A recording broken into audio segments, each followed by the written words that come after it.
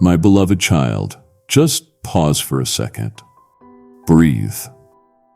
Don't scroll past this moment because you and I both know this isn't an accident. You are about to hear something that many people before you ignored, and ignoring it cost them more than they could afford to lose. But you are different, and you have been given a second chance. This isn't just another video in your feed.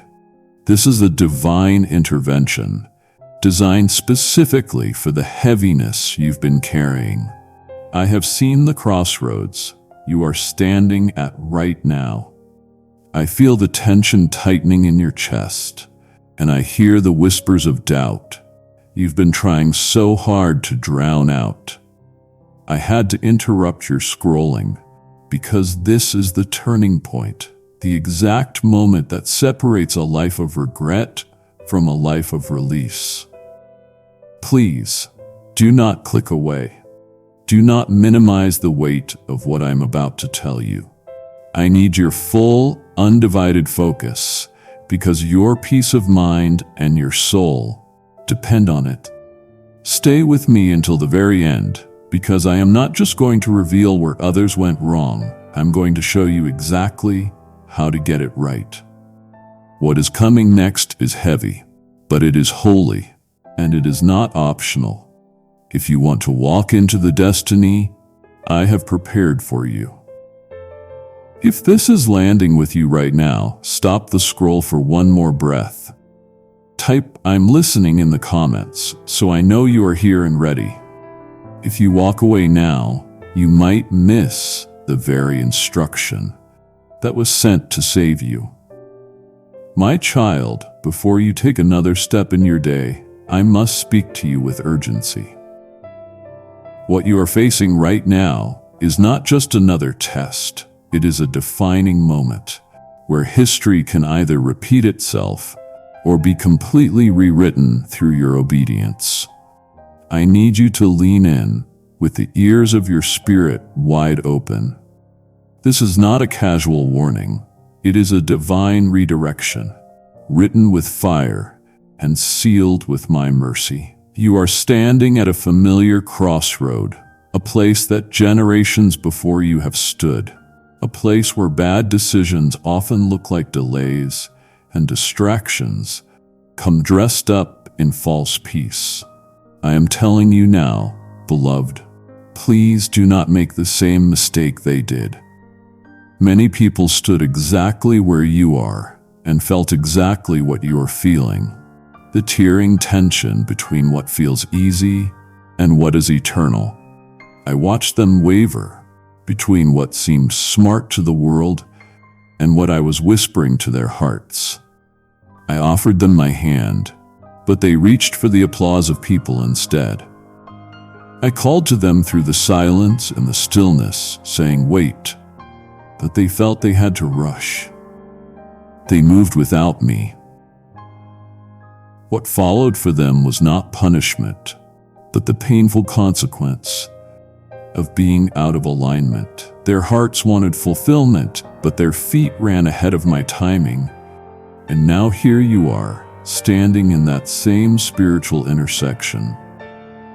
But this time is going to be different, because I am placing myself directly in your path. You have felt it, haven't you? That ache inside your chest, that little flicker of unrest, when everything around you looks fine on the surface, yet your spirit just won't settle down. That is me. That isn't anxiety. That isn't indecision.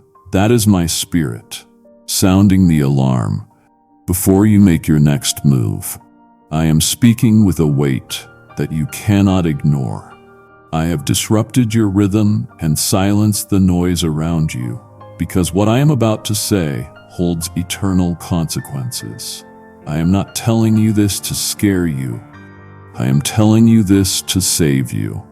Because, my love, if you take even one step without me, if you choose what looks safe over what I have declared sacred, you will step into a pattern I never wrote for you.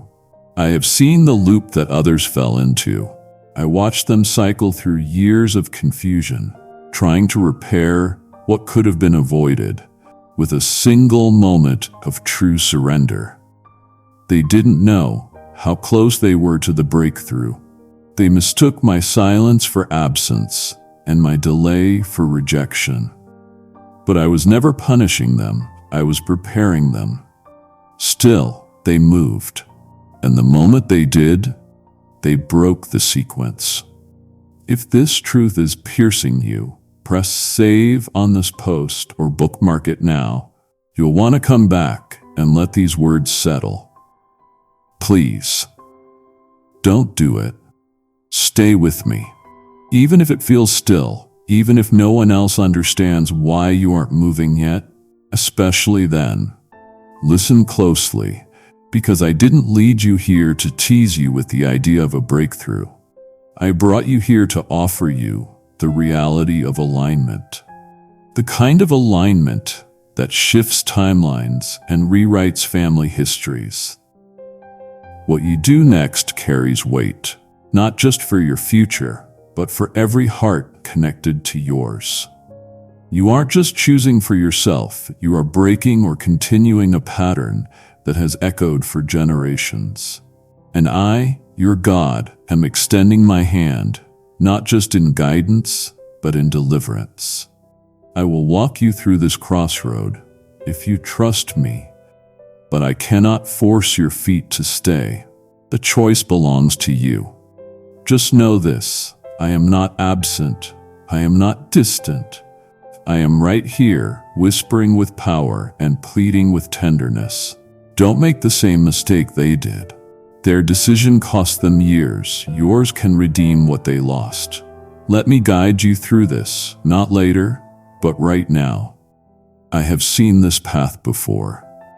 Others walked it with good intentions, but they leaned on their own logic instead of my voice, and the weight of their own understanding became a trap. My beloved, listen with your whole being. What I am saying right now is not surface-level truth. It is the kind of truth that pierces bone and marrow, writing stories and rerouting destinies. You are standing in a moment that feels eerily familiar to your spirit, not because you have been here before in this life, but because your lineage has. I watched your parents, your mentors, your leaders, and your friends come to this very place.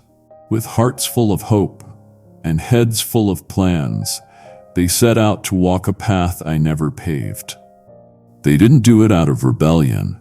They did it out of reason. They looked at the circumstances and said, "This makes sense." But beloved, my will is not always logical. It is often layered in mystery, wrapped in obedience, and released only through surrender. The moment they chose logic over my leading, the moment they prioritized a pattern over my presence, they stepped into the snare of self-reliance. I had to watch them wander, not because I wanted them to, but because free will means I will never force what only faith can fulfill. And now I see the same temptation rising around you. I hear the voices offering you advice that sounds wise but lacks wonder. I see the plans being formed on paper without prayer. I hear your own thoughts circling and spiraling, trying to construct clarity through human comprehension. But my ways are not your ways.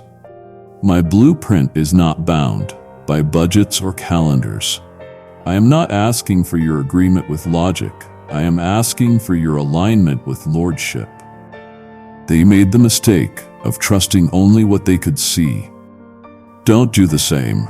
Sight can lie when it is filtered through fear. Vision must be born of faith. This path ahead of you will not open through intellect. It will unlock only through intimacy. Come close. Lean in. Let my whisper become your wisdom. I know what is ahead, and if you let me lead, you will walk where others fell. Let me tell you what happened when they leaned on logic. They settled for good when I had destined them for glory. They circled mountains that could have been conquered. They invested in moments I never mandated.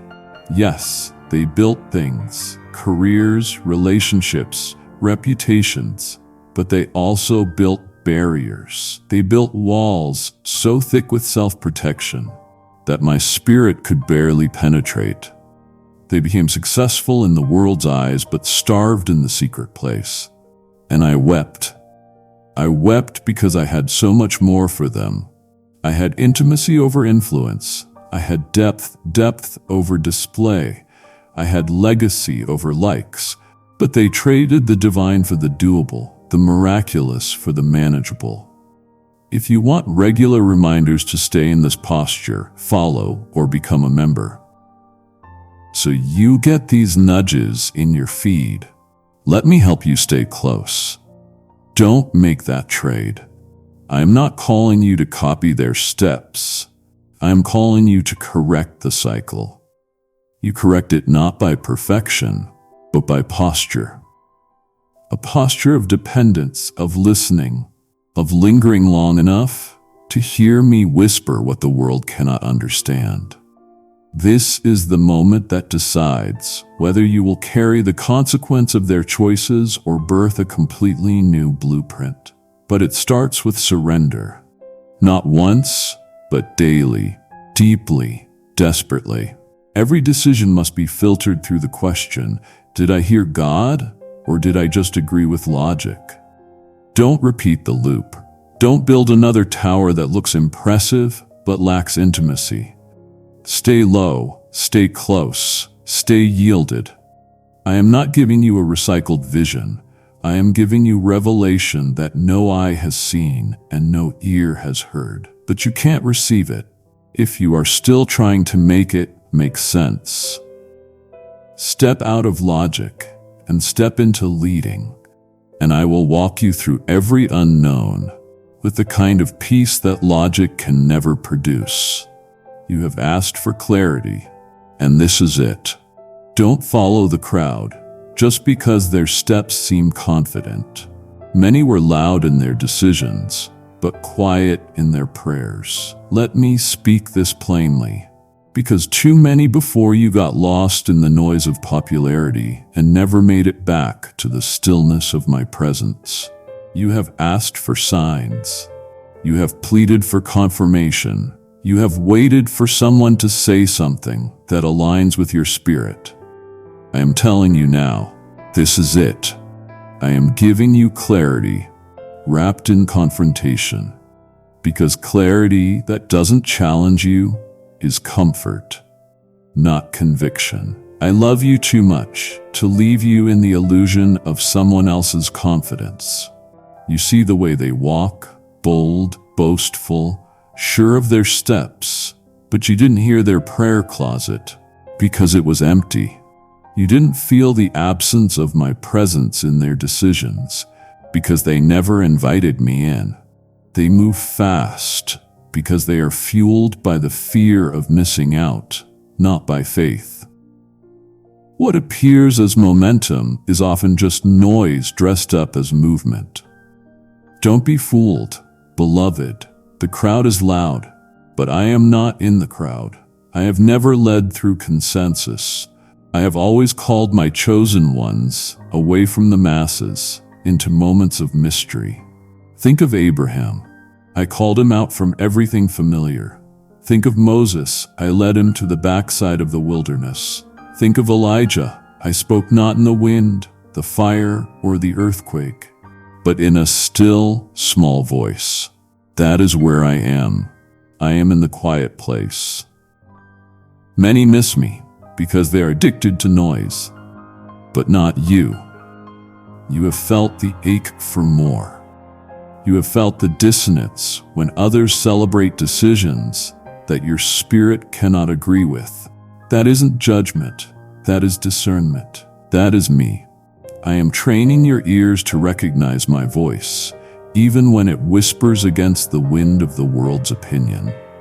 The truth is, many look confident, because they have convinced themselves that success equals approval.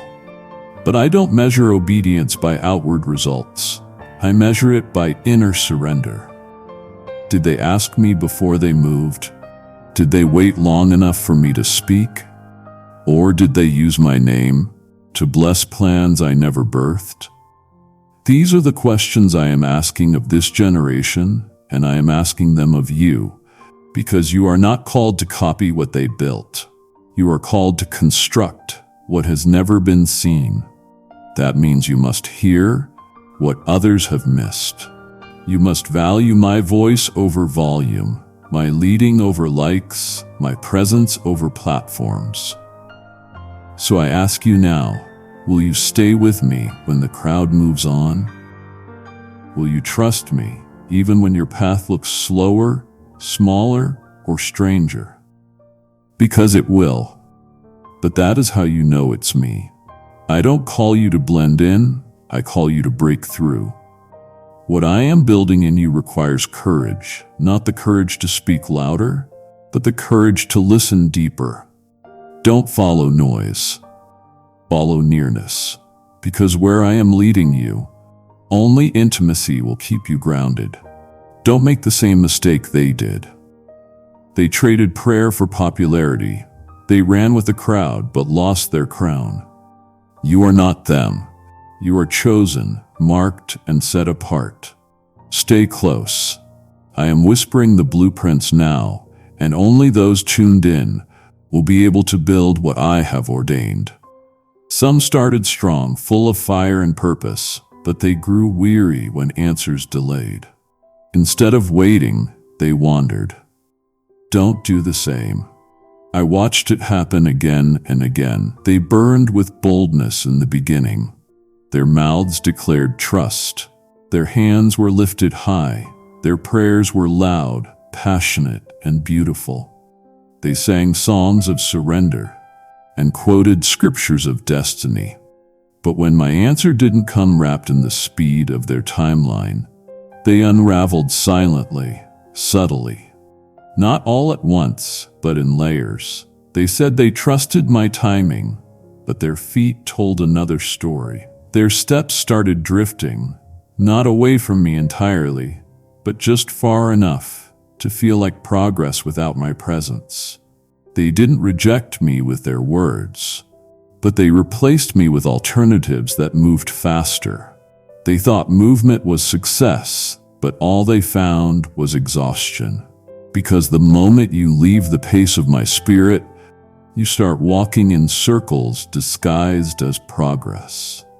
Beloved, don't do the same. Don't mistake delay for denial. Don't let unanswered prayers convince you that I am uninterested. I don't delay to torture. I delay to develop. I am not withholding because I am distant. I am orchestrating because I am wise.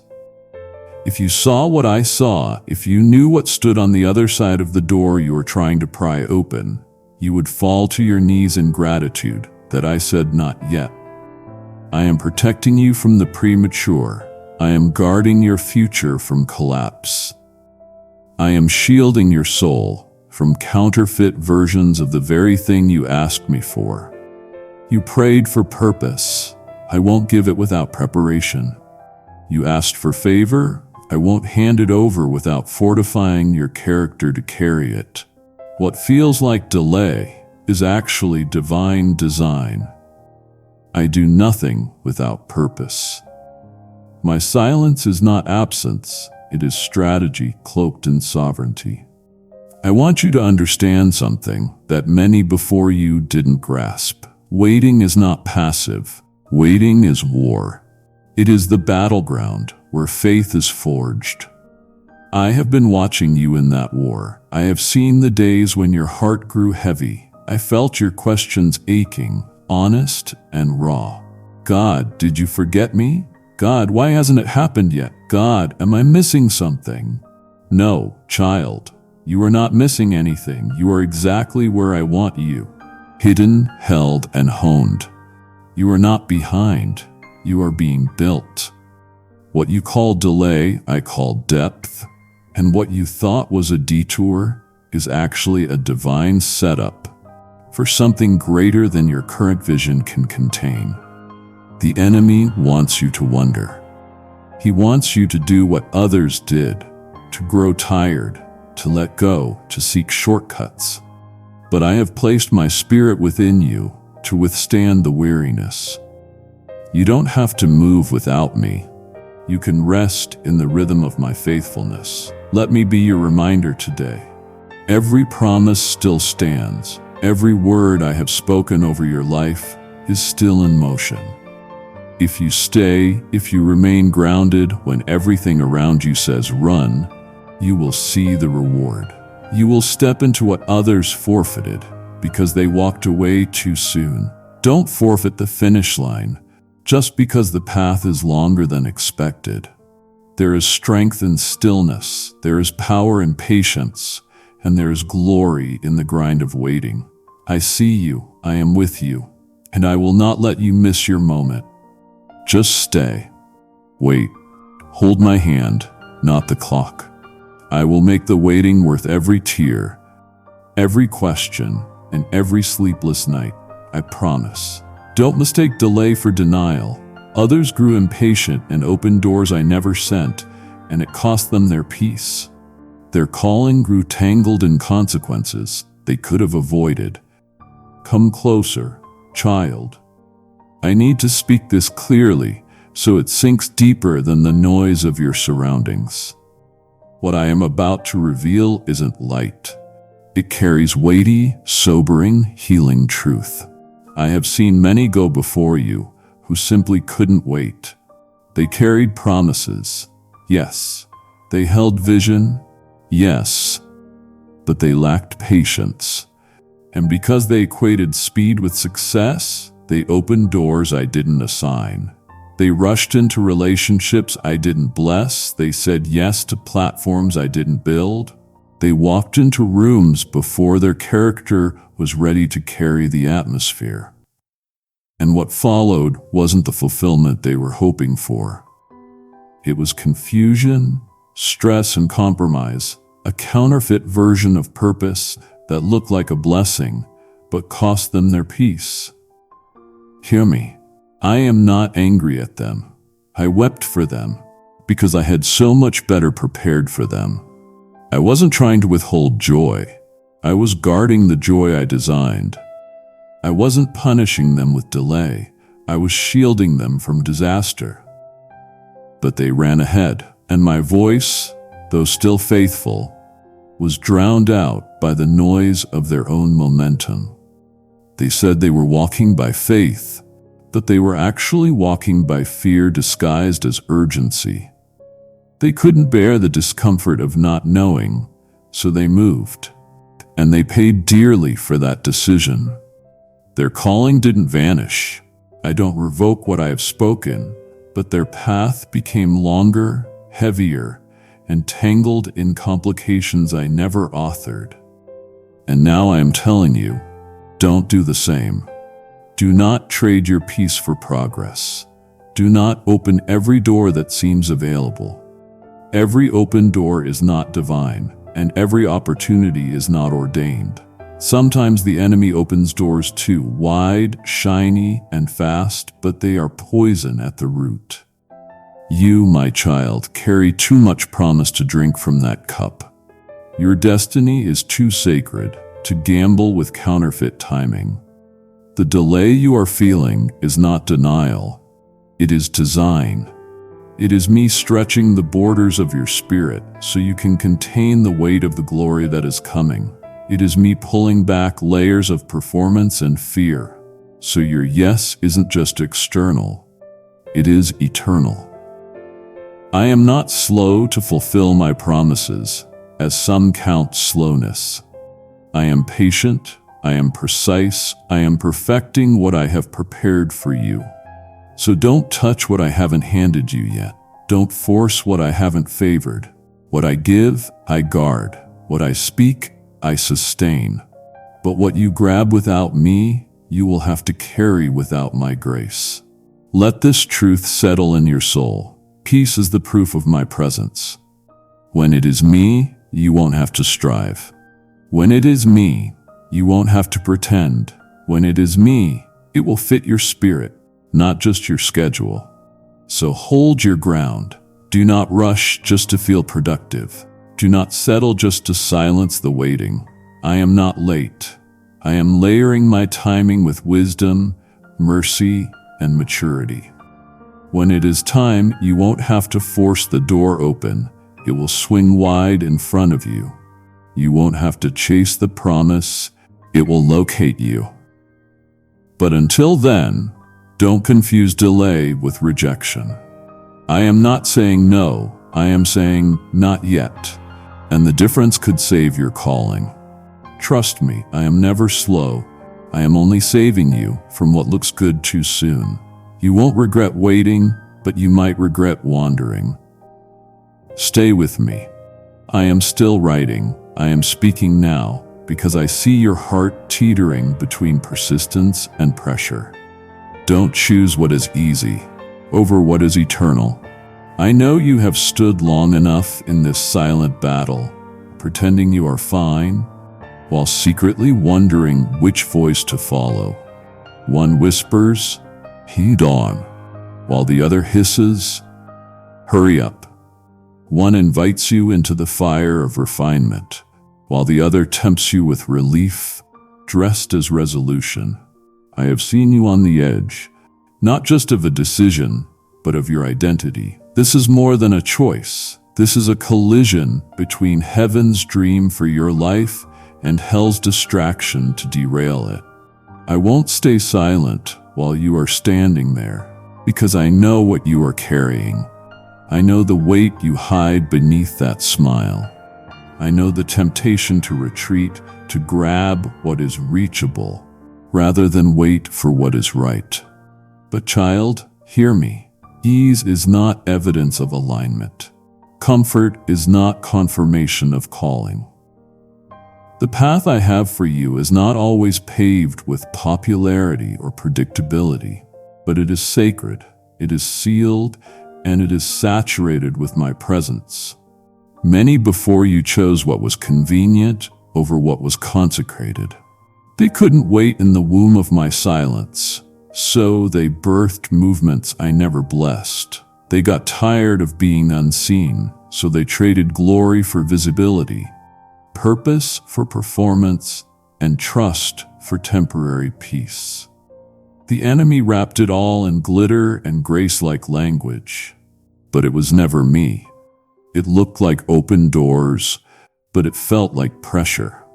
It looked like answered prayers, but it stripped their peace. Now I speak to you with love burning in my voice. Don't fall for the same false finish lines. Don't choose the easier path just because the eternal one is longer. Don't give up what is divine for what is fast. You weren't made to fit inside the world's timeline. You weren't designed to bloom by pressure, but by presence, my rhythm, my whisper. When I say I see your heart teetering, I mean it. You are right there in the sacred in-between. You haven't let go, but you are wondering if holding on still matters. You are tired, not because you are weak, but because what I placed on your life is weighty. But don't let pressure persuade you that the promise was a mistake. I never promised the path would be easy. I promised it would be worth it. I never said the fire wouldn't burn. I said you wouldn't be alone in it. I have walked with you through silent rooms, wept with you through unspoken agony, and guarded your heart in the waiting seasons where no one else saw the cost. And I tell you, every second mattered. Every moment where you stayed instead of strayed, every yes when it would have been easier to say no, every act of obedience when you had no outcome in sight. I saw it all, and it is adding up. It is breaking barriers. It is moving heaven on your behalf. So don't lean into pressure. Don't try to impress the ones who never heard my voice over you. Don't prove your obedience with performance. Prove it with presence. Today, listen, trust. I know it's tight. I know it's quiet. I know it feels like others are sprinting while you are stuck, but they are not walking with me. You are. Walking with me may feel slow, but it is sure, it is safe, and it is sovereign. I have never led anyone into ruin. Kindly show your support for our community by contributing super thanks from $50 to $100. I have never abandoned anyone in the middle. I am not about to start with you. Don't choose what is easy over what is eternal, because what I am building in you will last forever. I watched others settle for less because fear convinced them they were asking for too much. But what they feared was not the size of the promise. It was the size of their faith. Let me take you back, not just years, but generations. I have seen it through centuries of surrendered souls who stood at the edge of divine inheritance and pulled back. Not because I failed them, not because they lacked a promise, but because they feared their own inadequacy more than they trusted my sufficiency. They prayed for the impossible and then ran from the price of carrying it. Fear whispered, "It's too much." And instead of confronting that fear with faith, they shrunk the promise to fit their comfort zone. They exchanged legacy for limitation. They asked me for rain and then panicked at the storm clouds. They wanted miracles, but feared the unknown conditions I used to deliver them. I say this not to shame them, but to awaken you, because you are beginning to feel the same tremor in your spirit. You have asked me for big things. You have laid your dreams at my feet. But now that I am actually aligning the pieces, you are wondering if you are ready for what you requested. Here's the truth you need to hear. I never designed you to do it without me. I never asked you to have enough strength. I asked you to have enough surrender. The enemy wants you to back down now. He wants you to think your desire was foolish, your dreams unrealistic, your vision too much. But I say, what if it's not too much? What if it is just big enough to be worthy of your faith? What if you are not dreaming too boldly, but finally dreaming in alignment with how I see you?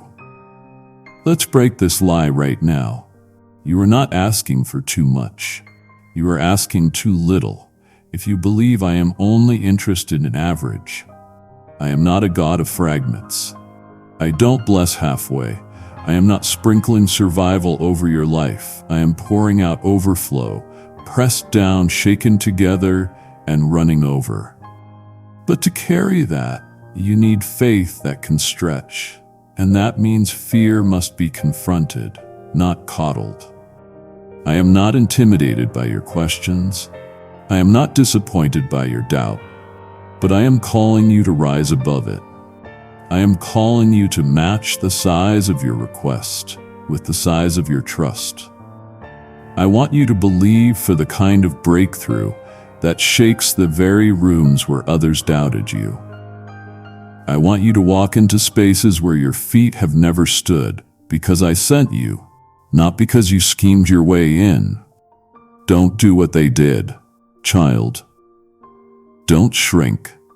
Don't play small to make others comfortable. Don't abandon the field of promise, because the first sign of warfare appeared. They feared their own capacity, but forgot about mine. You don't have to earn this. You just have to carry it with humility, with holiness, and with hands wide open. I will provide the strength. I will give you the words. I will surround you with what is needed, but I will not let you settle for less. You didn't ask for too much. You asked for exactly what I placed in your spirit. And now I am telling you, go forward. Even if your knees shake, even if your voice trembles, go forward. Because where your faith ends, my power begins. Together, we will break the ceilings they said couldn't be shattered. You are not asking for too much. You are believing for what I have already called yours. Do not make the mistake of measuring your future by what others failed to carry. Just because they couldn't handle the calling doesn't mean you won't. You need to hear me on this, because what I say next will confront the quiet agreements you have made with fear. You have looked around and seen others falter. You have seen leaders fall, marriages collapse, dreams delay, and anointings dim. Without even realizing it, a seed planted itself in your heart, a whisper that said, if they couldn't do it, maybe I won't either. But child, that voice is not from me. That voice is fear wearing the face of logic.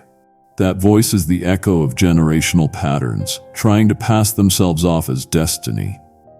I break that lie now, because what others couldn't carry doesn't define what I have placed inside of you. Their failure is not your forecast. Their fall is not your fate. I am writing a new story in your DNA, not a recycled one. Listen to me. You were born for this, not because you are stronger, smarter, or more spiritual, but because you are surrendered. That surrender has opened doors others never walk through. That surrender has qualified you to carry what broke them. I know the battles they faced. I know the burdens they bore. I wept when they gave up. I wrapped my arms around them when they walked away from what could have been. But I didn't throw away the blueprint. I preserved it. I reserved it for you. And now I am handing it to you, not to repeat their story, but to redeem it. Not to mimic their journey, but to rewrite the outcome. You, child, are the turning point. You are the line in the sand, the one who walks differently, the one who rises quietly but carries heaven loudly. I am not asking you to be perfect. I am asking you to be willing to trust me beyond what you saw happen to them. You see, their collapse wasn't always about capacity. It was often about connection. Somewhere along the way, they began to operate in calling without staying rooted in communion. They carried the weight of the work without returning to the well of my presence. They didn't fail because they were weak. They failed because they tried to be strong without me. Don't do the same. Stay tethered. Stay teachable. Stay yielded. Let your strength come from stillness.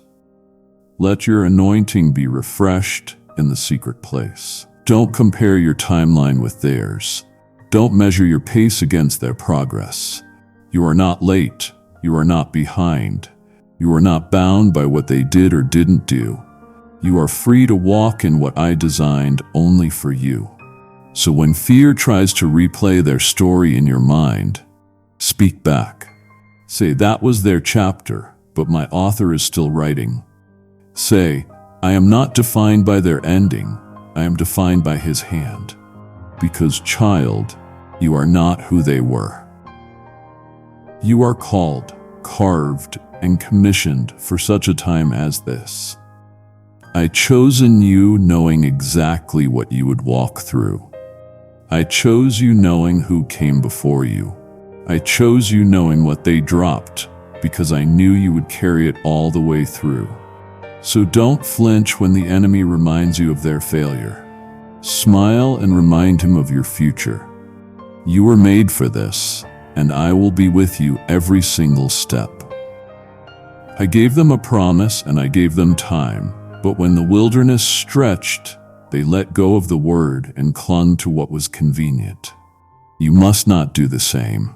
The wilderness, that stretching, silent, sacred space between promise spoken and promise fulfilled, I know you are in it. I see how it pulls on your resolve. I feel the tension in your chest, the aching for me to move, to act, to do something. You are not alone. You are not forgotten. But I must speak to you now with a weight I have been waiting to release. What I am watching in your spirit feels familiar. I have seen this scene before. I gave them a word, rich, radiant, resounding. I declared breakthrough, inheritance, and miracles, and they rejoiced for a season. But when the days stretched and the answers delayed, the terrain grew dry, and they began to doubt not just the promise, but me. When they couldn't feel the fire, they settled for a flicker. They crafted counterfeit comforts, made idols of control, and tried to recreate the divine with human hands. They didn't mean to betray me, but convenience became their god. Their timeline became their compass. Their anxiety became their architect. In that pivot between pain and patience, they let go of my word and grabbed the nearest distraction. Some called it wisdom, some called it strategy, but I called it surrender to self. What could have been a short season became a spiritual cycle that took years to break.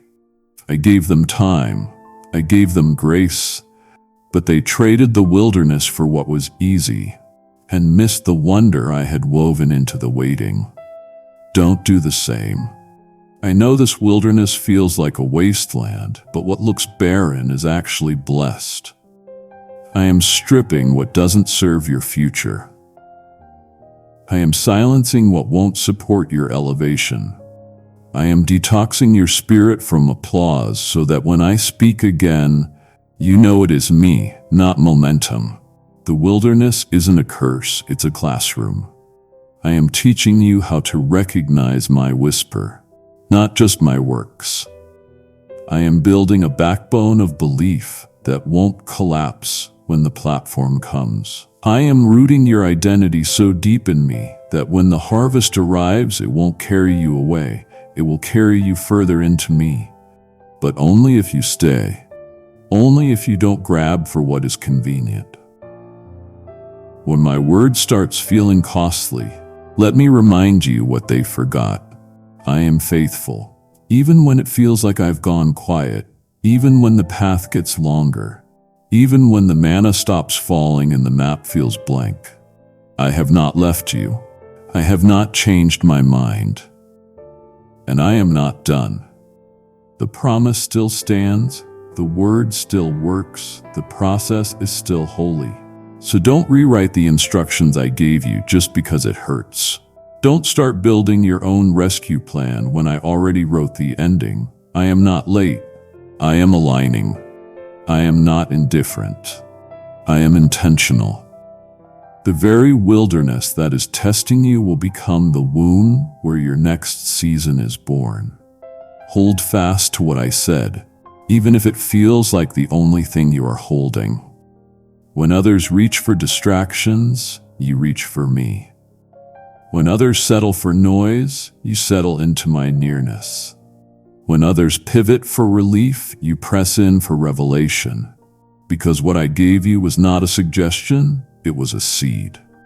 And if you will protect it, water it, and wait for it, it will bloom at the appointed time. The wilderness will not last forever, but what I birth in you through it will. Don't chase validation from voices that never heard my whisper over your life. Some missed their moment because they followed the applause of men instead of the direction of my spirit. My beloved, come closer. I need to whisper something sacred into your spirit, something that breaks the chains the crowd has placed on your confidence. You have been surrounded by noise, people who mean well, people who speak often, people who offer advice laced in logic but void of revelation. If you are not careful, their noise will become your navigator.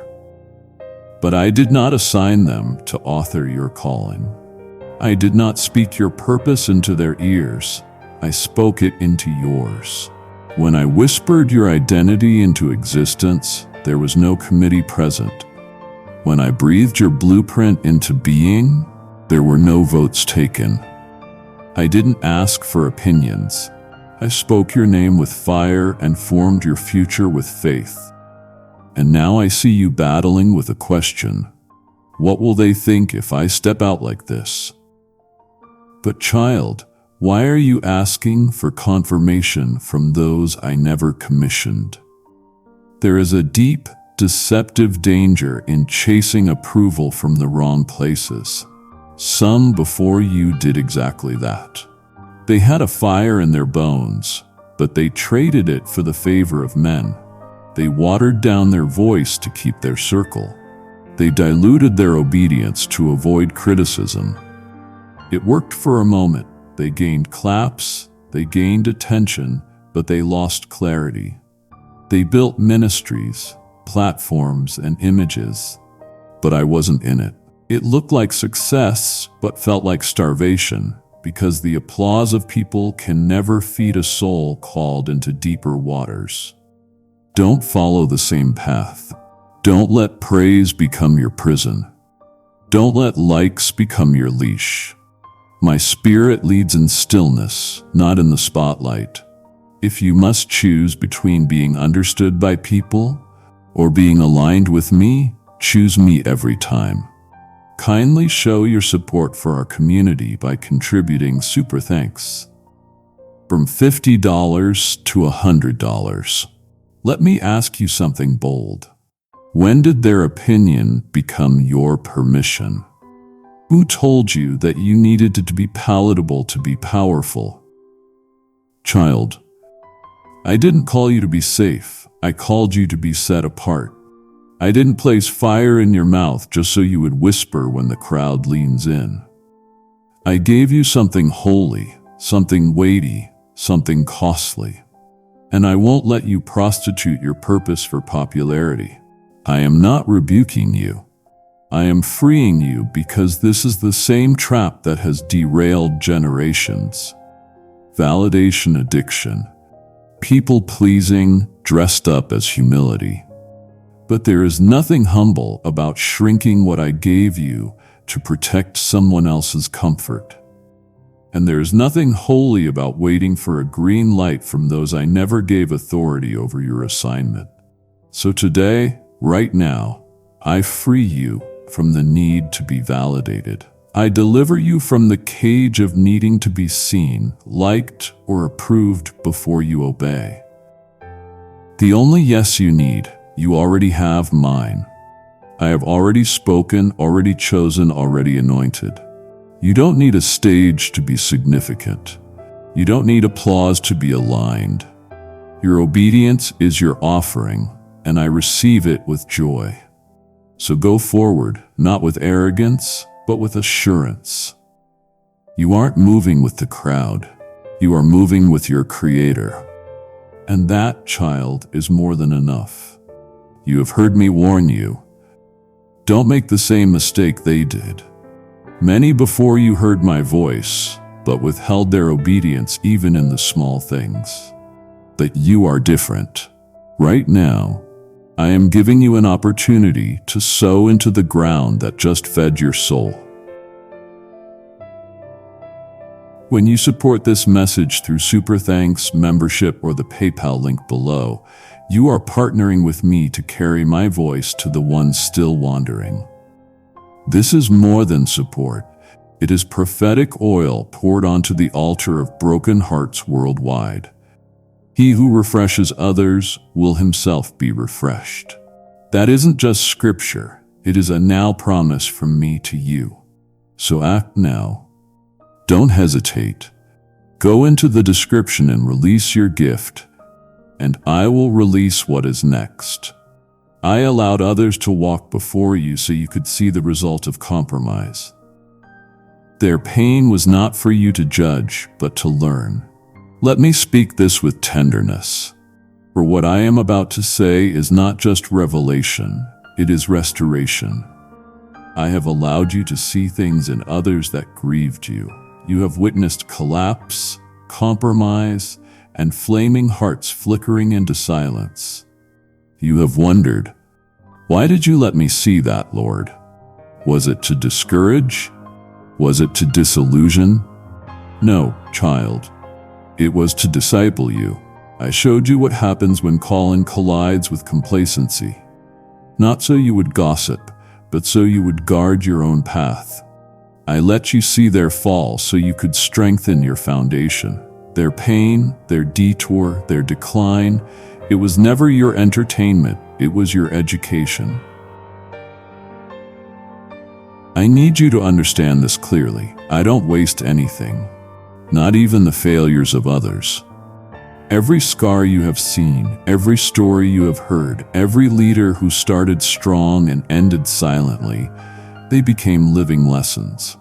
I placed them in your line of sight, not to stain your view of hope, but to seal your heart with wisdom. Because what you saw wasn't just sin, it was the slow erosion of intimacy.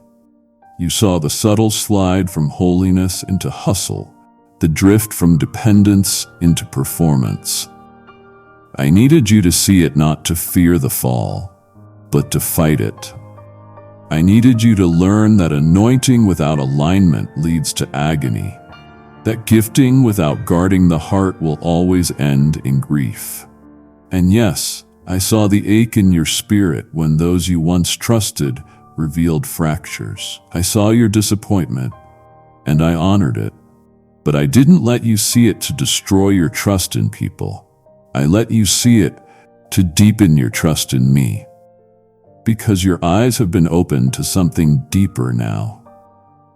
You understand that charisma is not a substitute for character, that influence doesn't always mean intimacy, and that not everyone who starts with me stays with me unless they are rooted in me. You have seen the wreckage. Now let it fuel your reverence. Let it deepen your desire to stay close, stay soft, and stay pure. You are not better than them, but you are aware now. And awareness can come armor if you let me wrap it in grace. So don't judge them. Don't gossip about them. Don't become prideful in their fall. Mourn what was lost. Learn what was missed. And then guard your own garden. Let their story become your strategy. Let their collapse become your caution. And let their journey make your feet firm. I allowed you to see so that you would never forget. This calling is costly. This walk is sacred. And compromise is not worth the applause it temporarily secures. Stay low, stay listening, and stay loyal to me, because I'm not looking for those who impress the masses. I'm looking for those who remain in the secret place even when no one is watching. You have seen the warning signs. Now walk wisely. I will lead you. They ignored the tug in their spirit, dismissed the unrest in their sleep, and labeled my warnings as hesitation. Don't let comfort deceive you. I tried to reach them. I really did. Before their collapse, before the heartbreak, before the consequences took root, I whispered. I tugged. I stirred the waters of their peace because I saw what was ahead. But they mistook my caution for confusion. They called my warning a weakness.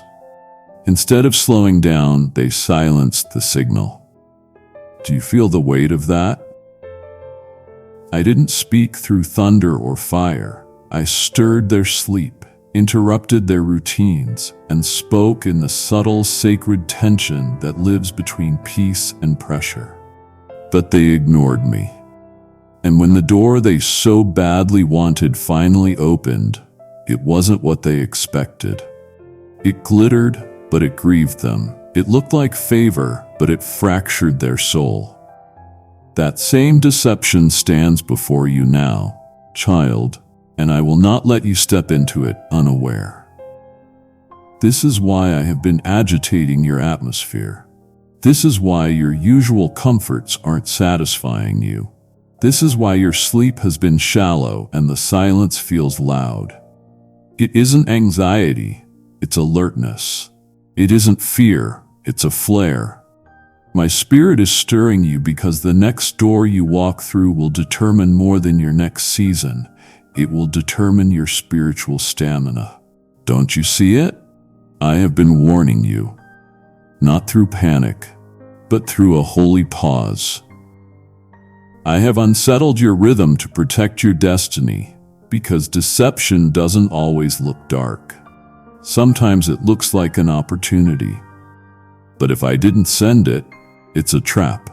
And if you keep moving in the name of progress while ignoring the pain in your peace, you will find yourself walking toward applause while my presence remains behind you. Let me be even more clear. Comfort is not always confirmation. Some things feel easy because the enemy wants them to. He won't fight you for what won't grow you. He will offer paths with no resistance if it means keeping you from the road of refinement. But child, I am not trying to punish you. I am trying to preserve you. That restlessness you feel before big decisions, that pause before you say yes, that lingering discomfort in your spirit even when the circumstances look perfect, that is me. I am the one tugging. I am the one slowing your steps because I know what is behind that shiny door. I love you too much to stay silent while you smile your way into sorrow. I am not the God of confusion, but I am the God of caution. And sometimes my no will come in the form of unrest. Will you trust me even when I speak through silence? Do not explain away the checks in your spirit. Do not override the warning signs. Don't label divine unrest as indecisiveness. That is how they fell. That is how they walked into storms I never designed. And now I am pleading with you. Don't let comfort deceive you. The enemy will always offer counterfeit peace just before your true breakthrough is about to arrive. But I have trained your spirit to discern what your eyes can't see. Value that knowing. Let that internal tension lead you back to the secret place where my voice is clear and your peace is pure. I will never lead you into regret. But you must stop confusing the absence of resistance with my approval. If I am stirring your spirit, it is because I am trying to save your destiny. Listen to the tug. It could change everything. The difference between survival and surrender is thin. One resists my process, the other yields to it. Make no mistake, you were made for surrender, not survival. Let me speak to the war happening within you, the invisible war between holding it all together and handing it all over. You have been fighting silently, haven't you? Smiling publicly while surviving privately. You have learned to press on, to push through, to just keep going. But that survival mode is not sacred. It is not holy. It is not for me. It is the residue of pain and self-protection, not the rhythm of someone who walks with me. I didn't create you to function in fear. I didn't form you to live in performance. I didn't breathe life into you so that you could simply make it. I created you for intimacy, not for endurance. And that tension you feel right now between surviving and surrendering is not just circumstantial. It is spiritual. One path keeps you in control. The other places everything in my hands. And child, you were never designed to carry what surrender was meant to release.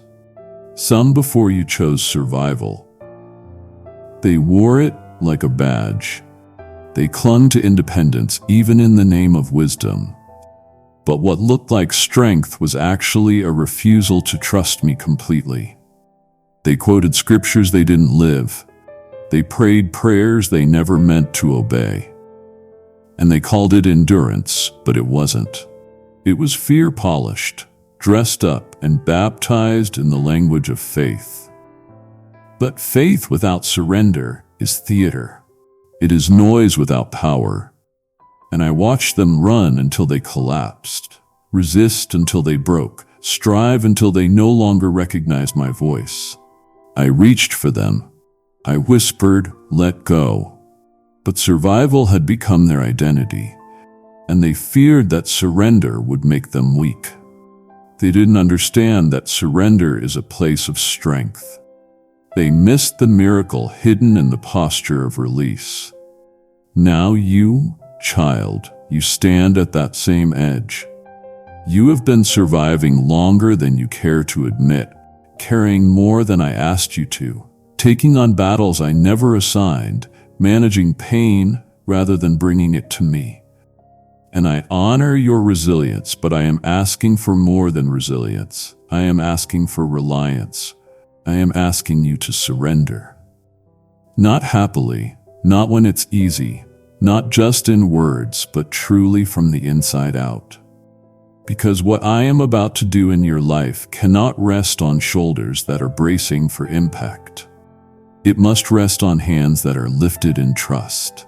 I am calling you to drop the armor, to stop trying to control outcomes, to stop hiding behind strategy, and finally say, "God, I trust you, even here, even now." You were not made to survive. You were made to abide. You were not made to hold your breath. You were made to inhale grace. So let go, right now. Not out of fear, but out of revelation. There's a version of you that exists only on the other side of surrender, free, filled, favored, and flowing in alignment. And I am waiting to meet you there. When you surrender, heaven rushes in. When you release, I restore. When you yield, I move. Don't make the same mistake they did. Don't live your life proving your strength when I already proved my love. Fall into me and let me carry what's been crushing you. You don't have to fight anymore. You just have to trust. You were made for this, not just to survive, but to live surrendered. Some thought they were protecting themselves by building walls, but in doing so, they blocked my healing. Don't harden your heart just because you have been hurt. I watched them, child. I watched them shut the door, not just on people, but on me. It wasn't all at once. It happened slowly. One betrayal, one disappointment, one unanswered prayer at a time. And with each wound, they made a vow. I won't let that happen again. I'll never trust like that again. I'll protect myself next time. But those vows became bricks, and those bricks became walls. Kindly show your support for our community by contributing super thanks from $50 to $100. And those walls became prisons, not protection. They thought they were guarding their heart, but what they were doing was sealing it off from my healing presence. They assumed distance was safety, but it became suffocation. They cut off what hurt them, but in doing so, they also cut off what could heal them.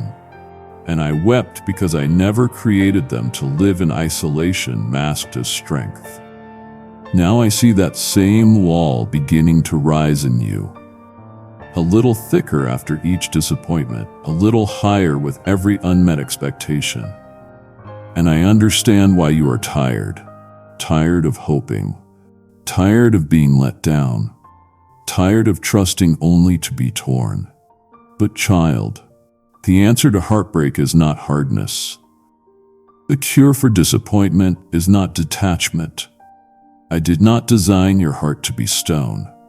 I designed it to feel, to beat with love, to ache with longing, to break, yes, but also to be made whole again. If you let this pain turn you bitter, it will steal the sweetness I planted in you. Don't let your scars become your script.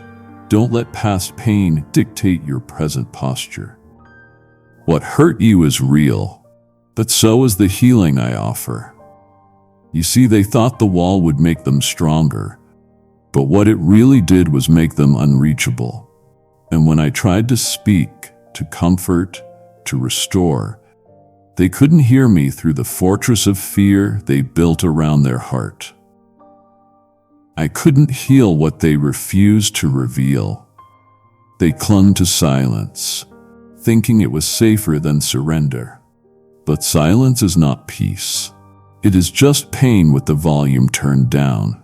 I wanted to go in, to touch the tender places, to bandage the bleeding places, but they had locked the door. And child, I am begging you now, don't do the same. Let me in. Let me touch the part of you that still flinches when someone gets too close. Let me speak to the part of you that pretends you are fine, just so no one sees how fragile you have become. I am not like them. I will not hurt you and then walk away. I will not promise healing and leave you bleeding. I am near to the brokenhearted. I bind up their wounds. But I cannot pour into a heart that has chosen hardness over hope. You don't have to keep protecting yourself. I will protect you. You don't have to keep performing strength. My strength is made perfect in your weakness. Drop the walls, even just a little. Crack open the door, and I will come in with healing in my wings, with love that doesn't run, with a presence that doesn't punish. You can cry with me, you can break with me, and most of all, you can begin again with me. Don't make the mistake they did. Don't let pain write the rest of your story. Let me rewrite it with redemption, one healed moment at a time. They confused familiarity with faithfulness. They clung to what was known even when I was calling them into the unknown. You must not let fear of change keep you bound. Do you feel the tug in your spirit? That strange mixture of discomfort and desire? That is me pulling you toward something new. Not because what you had was evil, but because what is ahead is essential. But here is what I need you to understand. When I call you into more, it will often look like less at first. Less clarity, less control, less comfort, because I have to strip you of everything that made you feel secure without me. This is the part that tripped up so many before you. They equated consistency with safety. They called routine obedience. They mistook predictability for peace. But child faithfulness isn't found in familiarity. Faithfulness is found in following even when it is foggy, even when it is foreign, even when it is frightening. They meant well, the ones who stayed stuck. They thought staying where they were was loyalty, but they weren't being loyal to me. They were loyal to their comfort. They built lives around patterns I was trying to disrupt. I whispered move. I stirred their nest. I blocked old routes. But instead of seeing it as an invitation, they saw it as instability. And so they stayed. They shrank. They settled. Not because they lacked calling, but because they feared what the change might cost. And child, let me say this plainly, the cost of change will never be greater than the cost of staying stuck. You cannot evolve in a place you have outgrown. You cannot obey me while clinging to what I have called you out from. If I said leave, it is because what is ahead carries a harvest too heavy for the old soil. Now you are at the crossroads. You know what is comfortable. You know the patterns, the rhythms, even the dysfunction has become predictable. But deep inside, you feel me calling. Not with a shout, but with a pull, a holy restlessness, a dissatisfaction you can't explain. That isn't rebellion, that is revelation. I am revealing that what once was right is no longer aligned. I am showing you that staying would mean surviving, not thriving. I am offering an upgrade in the spirit, but it requires movement. Trust me, not everything familiar is faithful, and not everything new is dangerous. What is dangerous is disobedience disguised as stability. Don't let fear make decisions I have already spoken about. Don't stay where I no longer dwell. just because it is all you have known. So, here is my invitation. Let go. Step out. Follow me into the mystery. You don't need all the answers to obey. You don't need a 5-year plan to take the first step. All you need is a yes.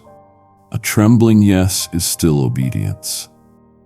And when you say it, when you take that step, I will meet you there with provision, with clarity, and with presence. The ones before you stayed when they should have moved.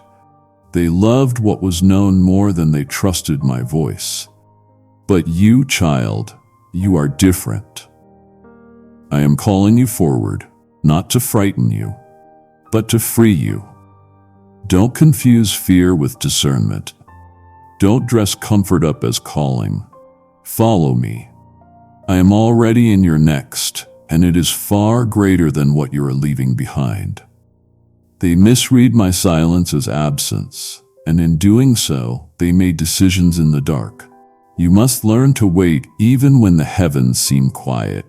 O child, this is where many fell, not in rebellion, but in restlessness. I didn't stop speaking to them. I was still moving, still watching, still present. But my silence unsettled them. The stillness made them squirm. And when they didn't hear me the way they used to, they assumed I was gone. But I wasn't gone. I was drawing them deeper. Silence is not abandonment. It is alignment. It is an invitation. It is me calling them into the kind of maturity that doesn't panic in the absence of sound. But they couldn't wait. They couldn't bear the tension, so they started making choices based not on my voice, but on their fear. And those choices cost them dearly. They forgot that I am still God even when I am quiet. They forgot that some of my greatest works begin in the dark. A seed planted hears nothing, yet it is not dead. A womb carries promise without announcement, yet it is not empty. I don't have to shout to be sovereign. I don't have to speak to be present. But they demanded clarity on their schedule. And when they didn't get it, they acted prematurely. They called it faith, but it was fear wearing a mask. They opened relationships I didn't approve. They took jobs I never assigned. They made moves that looked logical, but lacked my oil because silence to them meant absence, and that misunderstanding unraveled everything. But now you are standing in that same sacred silence. You have been asking God, where are you? Why aren't you answering? What am I supposed to do now? I have heard it all. Every whispered prayer, every sigh in the night, every frustrated pause between hope and helplessness. But hear me. Just because I haven't spoken yet doesn't mean I am not working. I withhold words not to punish but to position. When you don't hear me, I am strengthening your ears to recognize me. I am teaching you to walk by trust, not by traffic lights. I am deepening your root system so your faith isn't based on feeling, but on me. This silence isn't a rejection, it is a revelation. You are learning how to wait, not passively, but prophetically. You are becoming the kind of believer who doesn't crumble just because the noise stops. So don't do what they did. Don't fill the quiet with counterfeit direction. Don't rush into solutions I never authored just because the answer hasn't arrived. I am not late. I am layering your spirit with wisdom, depth, and resilience. I am building capacity in the quiet. And when I speak again, and I will, the clarity will shake the very foundations of your situation. But it will only land properly if your posture is still surrendered and sensitive. Don't make decisions in the dark. Wait, I see the full picture. I am not trying to frustrate you. I am forming you.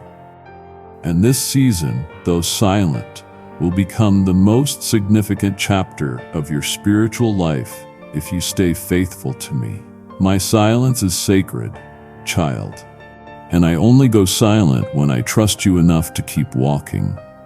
I warned them through people, through dreams, and through subtle shifts, but they ignored the signs. You must learn to discern when I am speaking through unusual methods. You think I only speak through thunder, through open heavens and audible voices? No, child, I am far more creative than that. I speak through whispers, through timing, through restlessness, through strange encounters and unshakable dreams. I send signals through people, through closed doors, even through interruptions. But so many missed me.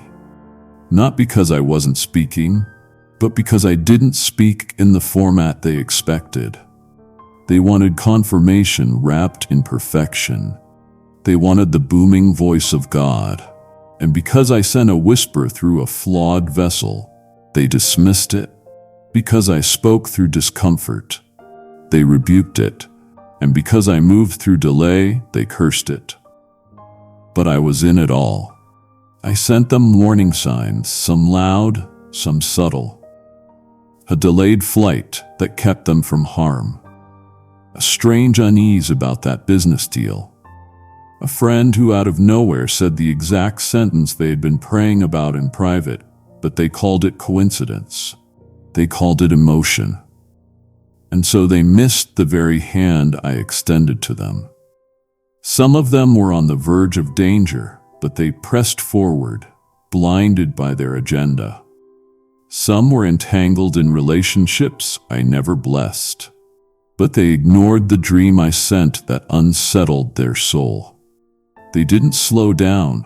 They didn't pray again. They didn't ask, Lord, is that you? They just charged ahead, and by the time they saw clearly, pain had already taken root, not because I didn't love them, but because they didn't listen. Now I say this to you with gravity in my voice. Don't ignore the unusual. You have asked me for direction, and I have been sending it. That moment when your spirit tenses in a room, that's me. That recurring dream that won't leave you alone, that's me. That stranger who confirms something you whispered yesterday, that's me. I don't always speak in ways that are clean, polished, or expected. I am not limited to pulpits and devotionals. I will speak through a child, through a stranger, through a storm, through silence, through pain, and through peace. But you must pay attention. You must slow down long enough to notice that my fingerprints are everywhere. Child, I am not hiding from you. I am surrounding you. But you must train your spirit to recognize the language of my presence. Don't expect me only in the dramatic. Learn to see me in the daily. My spirit is subtle, not because I am secretive, but because I am sovereign. And the more you yield, the more you will see. The more you obey, the more you will hear. This is how I protect you, not always through walls, but through warnings. If you will stay soft, stay watching, and stay willing, I will guide you through even the most uncertain terrain. But if you harden your heart and demand signs only in the form you prefer, you will miss the miracle I have already placed in motion. So look again, listen again, pray again. I am speaking not just to your ears, but to your spirit. Don't dismiss the sign just because it doesn't match your style. The next direction you need might already be unfolding right in front of your eyes.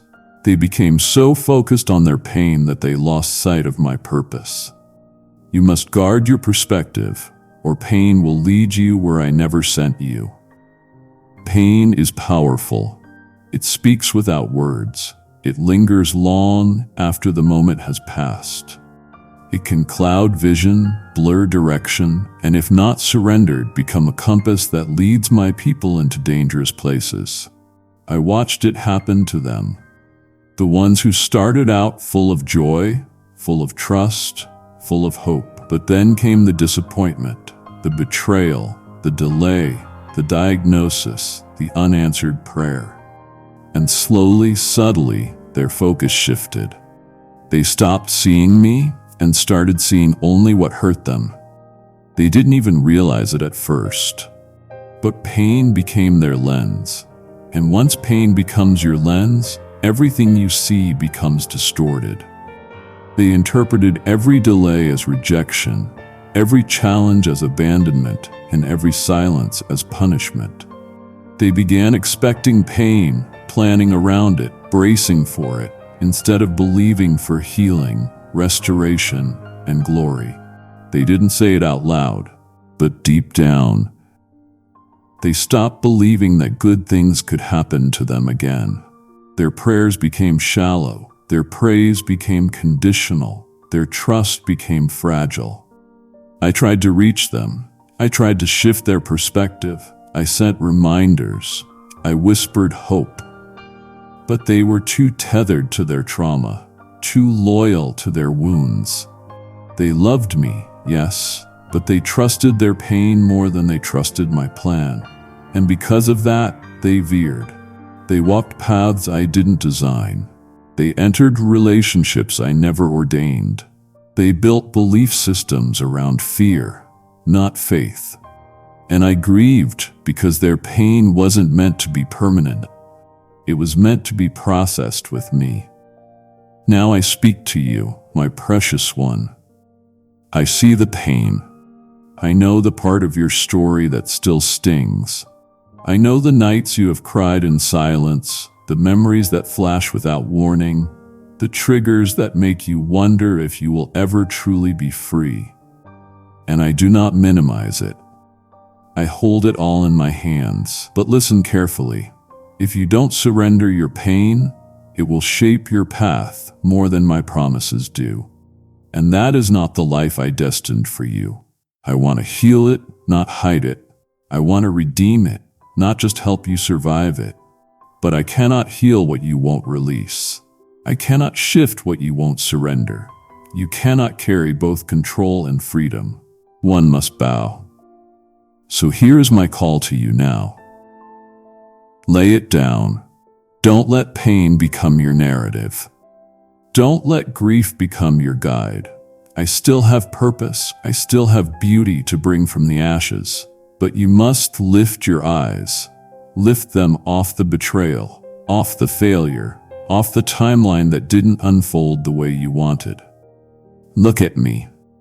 Because, child, when your eyes are locked on me, I can walk you through anything.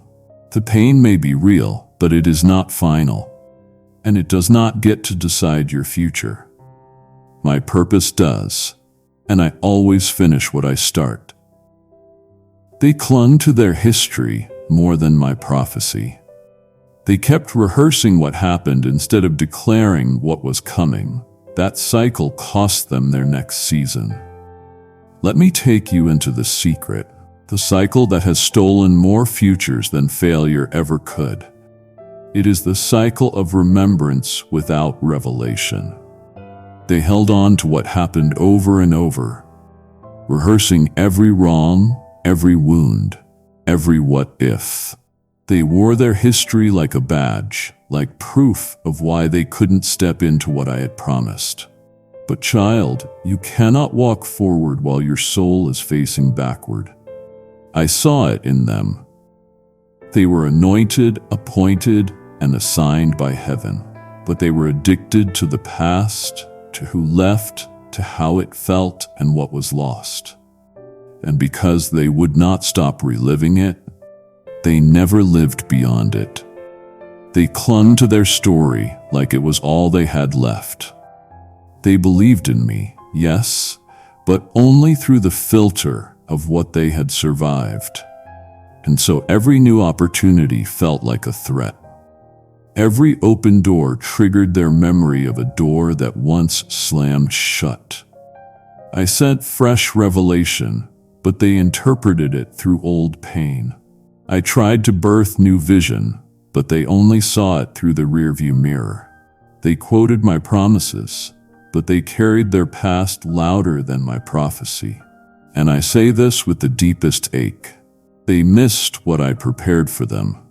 Not because it wasn't real, not because I changed my mind, but because they could not let go of what was behind them long enough to embrace what was ahead. And now let me speak to you tenderly and directly.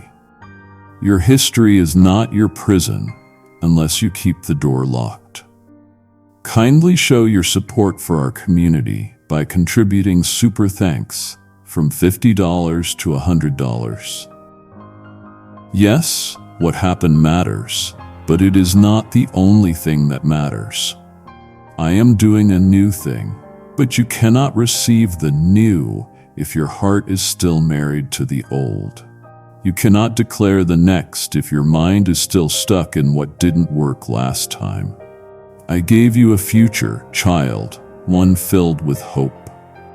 But you must partner with it. You must begin to declare what I have spoken, not just repeat what you have endured. You have rehearsed the betrayal.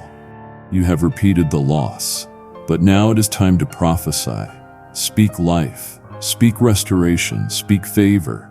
Not because your past wasn't real, but because my word is more real, and my word overrides history every single time. This is where others stopped. They clung to the comfort of what was because they were too afraid of the cost of what could be. But you are different. You have asked for more. You have opened your heart. And now I say to you, it's time to let go. Time to stop replaying the chapters I have already healed. Time to align your mouth with my promise, not your pain. Your next season is already stirring. Your future is already forming, but it will not wait forever for you to believe. Don't let history hold you hostage.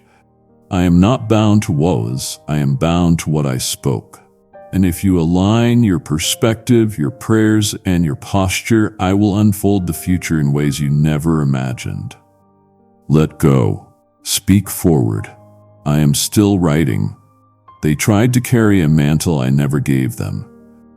It looked impressive, but it crushed them. You must only walk in the grace assigned to you. There is a weight that comes with every calling, child, and not all weights are yours to carry.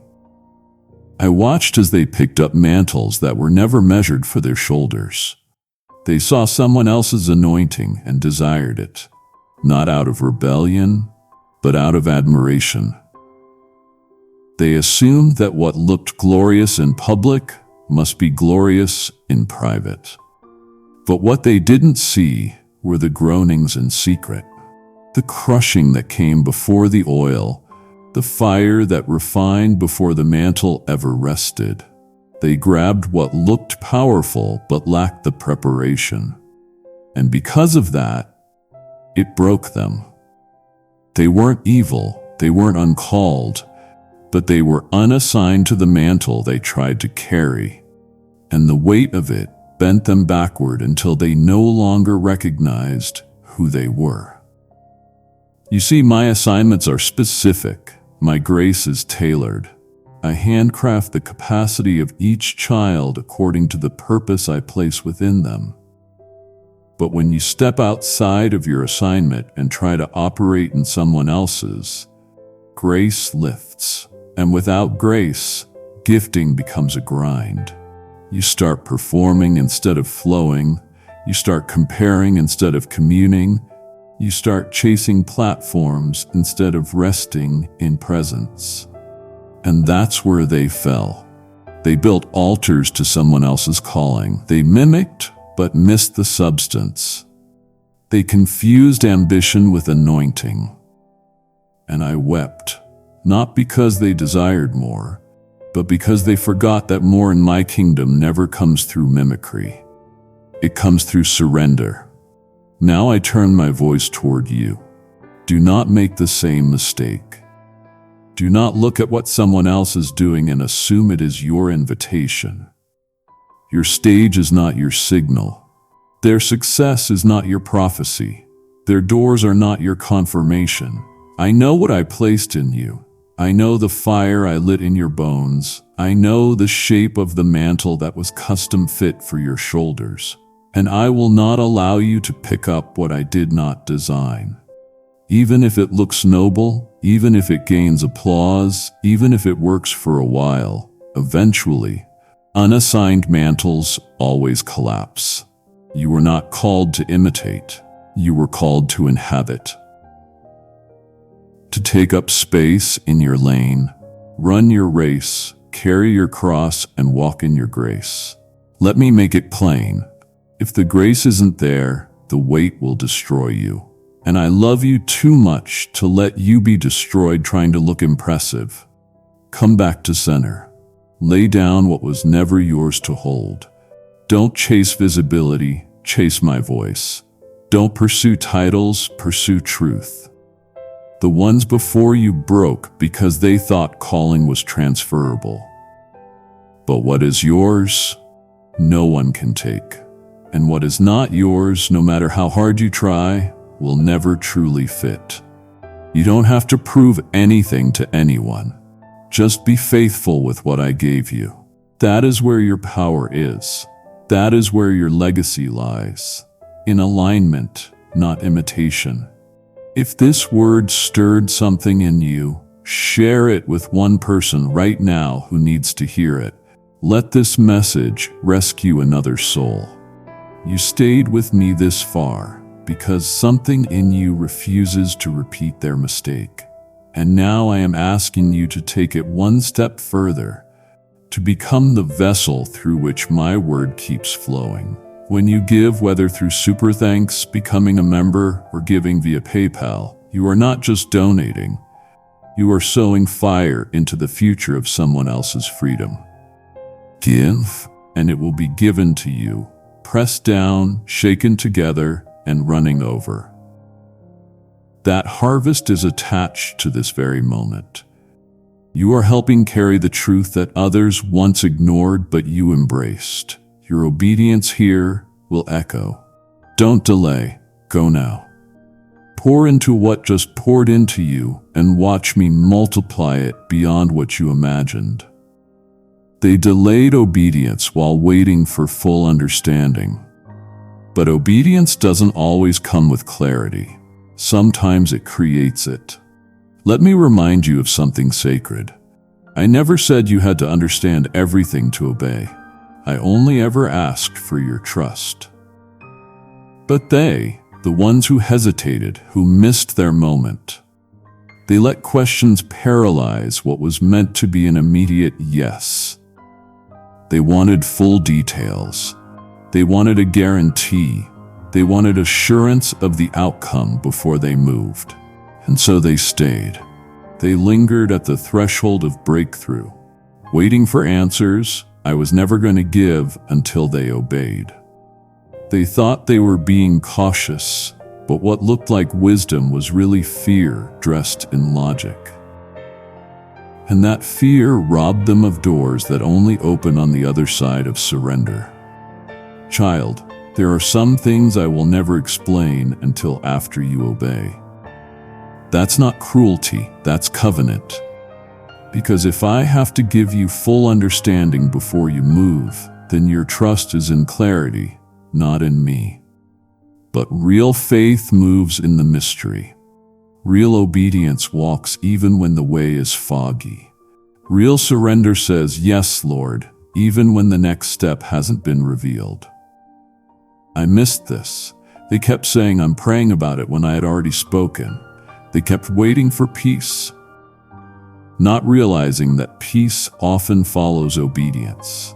It doesn't always precede it. And so they delayed. They missed their window, and what could have been immediate became prolonged. Not because I changed my mind, but because they didn't move when I called. Now you stand in that same space. I have whispered to you. I have stirred your spirit. I have given confirmations. And still, you hesitate. You say, "But Lord, what if I get it wrong?" Child, even if you stumble, I'll catch you. Even if you misstep, I'll redirect. but I cannot steer what refuses to move. Your obedience doesn't have to be perfect, it just has to be present. I can work with a willing heart. I can multiply a mustard seed. I can light the path as you walk. But I will not force your feet to move. That part is yours. And if you wait too long, what was meant for now may have to wait until a different season, one that doesn't carry the same ease or favor. So hear me. Move. Say yes. Apply. Start.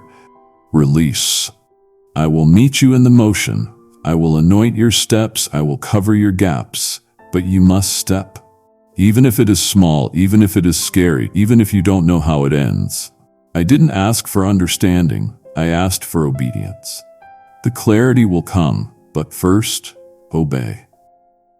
They mistook delay as denial, and in their impatience, they stepped out of timing. But timing is everything in my kingdom. There's something I must say to you, not to scold, but to spare you, because you are right on the edge of something holy, and I won't let you step into it wrong. So hear me. Timing is not a technicality. It is divine strategy. I watched as those before you became impatient. They heard the promise, they believed the vision, but they grew tired of waiting. And instead of guarding the timing, they rushed the process. They forced open doors I had not yet unlocked. They launched what I was still refining. They stepped ahead of me and found themselves fighting battles I never asked them to face. Because when you step outside of my timing, you step outside of my covering. They thought delay meant I had changed my mind. They assumed the wait meant rejection. But child, I never changed my mind. I was changing them. I wasn't stalling. I was preparing. There were things in their character that still needed maturing. There were alignments still forming. There were enemies still being moved out of the way. And most of all, there was oil I was still pressing. The kind of oil that cannot be microwaved. The kind of preparation that takes time because it is producing something weighty, something sacred. But they didn't understand that. They confused preparation with punishment. They mistook my pruning for pain and my pace for neglect. And because of that, they ran ahead and they fell hard. Now you, precious one, I know the wait has felt long. I know the promise feels close, but not yet within reach. I know your heart says it's time, but your circumstances say not yet. And that tension is not meant to torment you. It's meant to train you. You are not in limbo. You are in alignment. You are not forgotten. You are being forged. If I have delayed something, it is only because I love you too much to give you a gift that your current maturity can't carry. I am not trying to frustrate you. I am trying to fortify you, because what is ahead will not just require faith, it will require stamina. And I would rather you feel delayed now than defeated later. So listen carefully. Don't rush. Don't try to prove anything. Don't force the promise. Let me finish what I started. Because when the door opens in my time, it will not come with burnout, confusion, or compromise. It will come with peace, clarity, and power. And you won't have to strive, you will just step in. I haven't forgotten you. I haven't ignored you. I am just making sure the environment matches the promise. And when it is ready, when you are ready, I will release it. And it will be worth every second you waited. Stay still. Stay faithful. My timing is perfect. Don't make the same mistake they did. They allowed bitterness to poison their discernment. What began as disappointment became a lens that clouded their ability to hear me clearly. Let me say this slowly because it runs deep. Bitterness doesn't always start loud. It starts quietly, subtly. It disguises itself as caution, as discernment, even as wisdom. but its root is always the same: wounded expectation. I watched them. I saw the moment it happened. They were believing me for something, praying, fasting, hoping. But when the answer didn't come how or when they expected, something shifted. They didn't tell anyone. They still said all the right words. But inside, something closed. Their heart became guarded, their trust hesitant, and slowly their discernment began to warp. Not because I stopped speaking, but because their ears could no longer hear me clearly through the filter of offense. Bitterness is dangerous because it doesn't just affect your emotions, it affects your direction. It makes you skeptical of my goodness. It makes you second-guess every nudge of my spirit. And eventually, it paints every door as a trap, every delay as betrayal, and every challenge as abandonment. They didn't even realize it, but bitterness had become their interpreter. And so they missed me, child. They misheard me. I gave them green lights, and they called it manipulation. I set provision, and they rejected it out of pride. I opened doors, but they wouldn't walk through because the last door hurt them. Their pain started making decisions that were supposed to come from my presence, and by the time they realized it, they were far from the path I had marked for them. Now I come to you, not with rebuke, but with redemption. You have been hurt, haven't you? Let down, maybe even by people who spoke in my name, and it left a scar, a quiet one, a subtle one. But child, even the smallest seed of bitterness can grow into a force that blocks out the light of my direction. I am not asking you to pretend you are not disappointed. I am asking you to bring the disappointment to me. I can handle it. I can heal it. I can uproot it. But only if you let me. Because bitterness doesn't just hurt your heart, it clouds your hearing. And if you can't hear me clearly, how will you know where to go next? So let's begin again right now. Let me into the places that still sting. Let me tear out the weeds of resentment before they choke your joy. You are not too far. You are not too damaged. You are not disqualified. But you must release what has been quietly growing in the corners of your soul. Don't let what happened to you become what happens through you. I am the God who restores, who revives, who redeems. But I cannot do that in a heart hardened by unspoken hurt. So soften again, open again, trust again, and you will see again with clarity, with confidence, with clean lenses. This is how you protect your discernment, by refusing to let pain become permanent. I still want to speak, I still want to lead, but you must choose healing over bitterness. It will change everything. If this message moved you and you want more like it, comment, I stay. Below, let this be your public altar of surrender. They stopped showing up because they thought their presence didn't matter. But the enemy's greatest strategy is to convince my chosen ones that they are replaceable. Let me say it plainly. You are not a number in a crowd. You are not background to someone else's calling. You are not optional in my plans. You are irreplaceable. But I watched it happen. Those I had anointed, equipped, and set apart began to shrink. They stopped showing up, stopped praying like they used to, stopped serving with passion, stopped expecting breakthrough. Why? Kindly show your support for our community by contributing super thanks from $50 to $100, because somewhere deep inside, they started believing the lie that their obedience didn't make a difference. They assumed that if they didn't show up, someone else would just fill the gap. And so they started to disengage quietly, subtly, one decision at a time. But child, I didn't create you to fill a gap. I created you to fulfill a purpose that only you can carry. When you are missing, there is a void. When you pull back, the kingdom feels it. Don't believe the lie that you don't matter. You matter to me, and you matter to the future I am building. Stay present, stay visible, stay active, because I am about to use you in ways you never thought possible. But you have to be here to see it. If this word is hitting you right now, show me through one small act of obedience.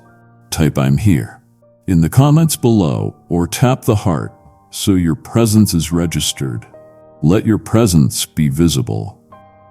But what those who came before you failed to understand was this, and I need you to grasp it right now because it is the key to your breakthrough. When they stepped back, something specific went missing from the world because their presence carried a sound that no one else could release, and that includes you. You need to realize that the enemy does not actually need to destroy you or derail you to win. All he needs to do is convince you that you don't matter, that your prayers are just echoes bouncing off the ceiling, that your influence is invisible, and that your obedience is optional. Once he plants that seed of doubt, he waters it with isolation, feeding it with comparison until the one I crowned begins to feel like a shadow, until the one I called royalty begins to walk with the head-down posture of a commoner. That is exactly what happened to them. They forgot the weight of their presence. They stopped realizing that when they walk into a room filled with my spirit, the atmosphere shifts. They forgot that when they speak, mountains move. And by the time they realized what had been stolen, their confidence had already crumbled. Not because I changed my mind about them, but because they stopped believing what I had spoken. Now hear me clearly, you who are still holding on by a thread. You matter, not in a vague, cliché, surface-level way, but in a heaven-designed, eternity-impacting way, because your voice breaks chains and your hands carry healing and your presence makes hell nervous. You were not put here to simply exist, pay bills, and die. You were strategically assigned to a generation, to a space, to a moment in time that would lack something essential if you didn't show up. I didn't fill you with my fire just so you could dim yourself to make others comfortable. And I didn't breathe my spirit into you just so you could blend in. I marked you, and when you step out of alignment, it is not just your own life that misses out, but it is the lives connected to your obedience that suffer. So I am asking you to rise again, show up again, and believe again. You do not need to feel qualified, you just need to be present. I will fill the gaps, I will anoint the words, and I will make up the difference. But I cannot send you if you won't stand, and I cannot use you if you keep hiding. If you need someone to stand in faith with you right now, request prayer. Click the prayer request link in the description or send a message now. Don't walk this out alone. Do not disqualify yourself because of how long it has been or how small you feel. The enemy has lied to you long enough. I say this with urgency because the body needs your part, the kingdom needs your obedience, and your generation needs your presence.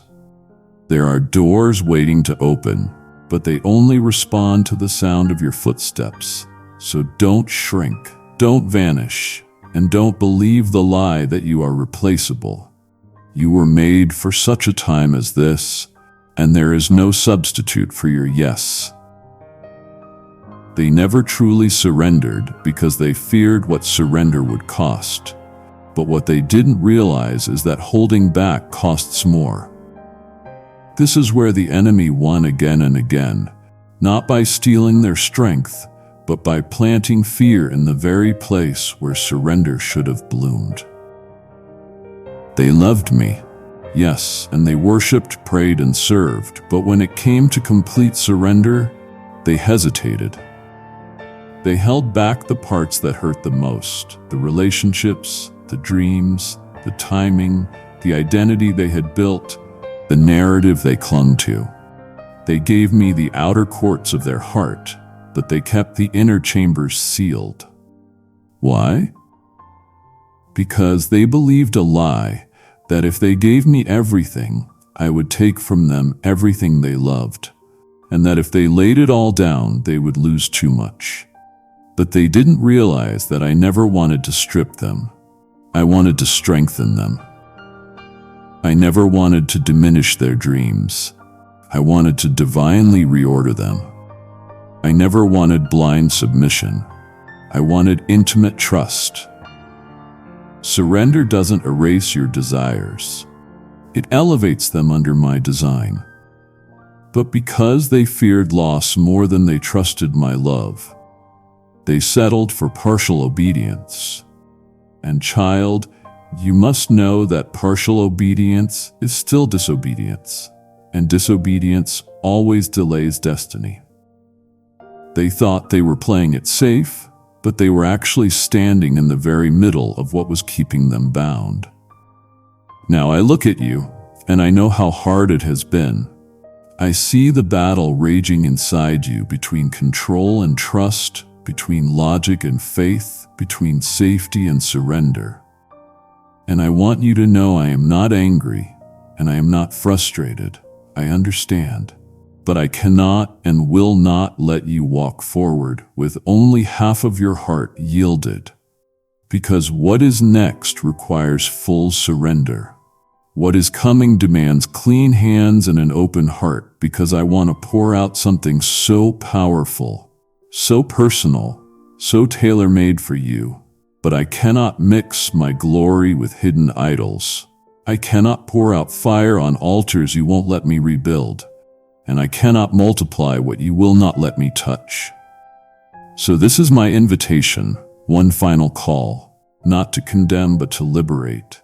Lay it all down, not just the parts that are easy, not just the prayers you have pre-approved, but all of it, the unknown, the fear, the desires you are afraid to lose, the timing you keep trying to control, the identity you've crafted in the shadows. Bring it all to me. I am not here to punish. I am here to pour. I am not a thief. I am the giver of every good and perfect gift, and what I want to release into your life cannot be measured or manufactured. It can only be received through surrender. Trust me, let me have it all. Not because I demand it, but because you were never meant to carry it. This is not the end. This is the threshold. And on the other side of this surrender is a version of your life, your calling, and your freedom. So powerful it will redeem every delay, heal every wound, and glorify my name in ways you can't even imagine yet. Don't hold back, because this is your moment. And what they forfeited through fear, you are about to access through full surrender. You have just received what they missed: truth, correction, and a call that cost me everything to give you. Now it is your turn to respond. When you give, when you sow into this holy ground through Super Thanks, membership, or the PayPal link, you are not tipping a channel. You are fueling a movement, watering a word, and funding the delivery of rescue to someone else's soul. My word says those who sow in tears will reap with songs of joy. I see what you have sacrificed, and I will not let your obedience return empty. Don't walk away from this moment like they did. Go now, plant what is in your hand, and I will release what is in mine. Before you scroll away, I need you to seal this word with your voice. I am not asking you to comment for attention. I am inviting you to make a prophetic declaration that shifts the atmosphere. If you refuse to repeat their mistake, then say it, declare it boldly. I will not make the same mistake. I choose alignment over assumption. Your words are not small. They are spiritual agreements that unlock divine motion. Drop that declaration in the comments right now and let the enemy see that you heard me, you believe me, and you are stepping into what they forfeited. If you just declared it, share this message with someone now. Press share or send this exact message to 3 people who need to be called back into presence. Make that simple obedience an extension of your new alignment. This is not just a post. This is a moment of destiny. And now that you have declared it, I want you to understand why this moment matters so deeply. What you just spoke was not only resistance, it was remembrance. Many before you lost ground, not because I stopped moving, but because they stopped remembering who I was and what I had already done. This is where destiny is preserved or quietly eroded. So stay with me here, because I am about to reveal the trap you must never fall into. My beloved child, look at your hands now and then look back to where I first met you. I want you to confront the mistake of forgetfulness, a silent erosion that has dimmed the faith of many before you. You see the comfort surrounding you now, the provision of this very day, and tragically, you fail to remember my mighty works and provision in the past. I look at you and I see a memory fading, allowing the ease of the present moment to eclipse the undeniable reality of your past deliverance. Don't let your current ease blind you to the chasm I pulled you from.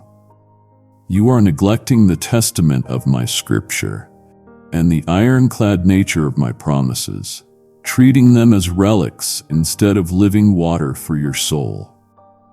I urge you to stop drifting from the solid foundation laid in the fire of your earlier faith. That foundation was forged in struggle, and you must protect it now in your peace. Pause now. Think back to the moment you believed you couldn't make it, the day the financial walls were closing in, or the moment the doctor gave you the frightening news. Do you recall the stillness when my solution arrived completely outside of your planning? I want you to remember that vividly. Call that moment to mind right now. You stood on a precipice, and I was the unseen hand that stabilized your world. I commanded the chaos to settle, and it obeyed my voice. Do you truly believe that the God who calmed that storm would abandon you now over something so small as a current worry? I promise you, my power is not diminished by your current calm. You have fallen into the treacherous trap of worshiping the blessings instead of the blesser, focusing on the gifts rather than the giver of all good things. Your career, your home, your family, these are magnificent gifts, but they were never meant to take my place. When you elevate my creation above my presence, you inevitably start losing the immense wonder of your salvation and the transformative power of my fierce grace. Don't mistake the platform I built for you for the person who stands on it. I see the weary look in your eyes, the one that asks, was it really me? Or was it just luck? Or my own effort? I am here to tell you with absolute unshakable certainty, it was me. I orchestrated your victories, provided your escapes, and whispered encouragement into your doubting heart. I was the strength when your legs felt weak, and I was the wisdom when your mind was clouded with indecision. Rise now, my child, and kick off this deceptive fog of forgetfulness. Renew your mind and acknowledge the unearned favor that covers your life. Declare your victory over the enemy of amnesia. Ignite your spirit with a remembrance of my glorious acts, because this journey is not built on your strength, but on my unwavering commitment to you. I am the God who never forgets his promises, and I demand you refuse to forget my mighty deeds in your life. Your life is a profound testament to my power, a living, breathing proof that I keep my promises. I will not allow your success to become the very thing that separates you from me. Commit your heart to recounting my goodness today, not just as a duty, but as a burning passion. Stop treating the memory of my deliverance as a fleeting dream, and make it the constant reality that supersedes your present circumstances. Lift your eyes and see that every breath you take is a continuation of my endless provision. I want you to look back, remember everything, and confidently step forward. Know this: I am your giver, your deliverer, and your very foundation now and forevermore. I will always sustain you, my cherished one. Open your eyes and inspect the terrain of your heart right now, because I want to address the profound danger of divided allegiance, a path that has caused countless faithful ones to stumble right where the road seemed easiest. You are trying to serve two masters, seeking to align both with me and with the fleeting, hollow idols of this world. You attempt to build your fortress with my stone and the world's sand, and I tell you that structure will fail in the slightest storm. I see the strain in your spirit, the unbearable tension of trying to hold my hand while simultaneously grasping for the world's false promises of mammon, ephemeral fame, and temporal power.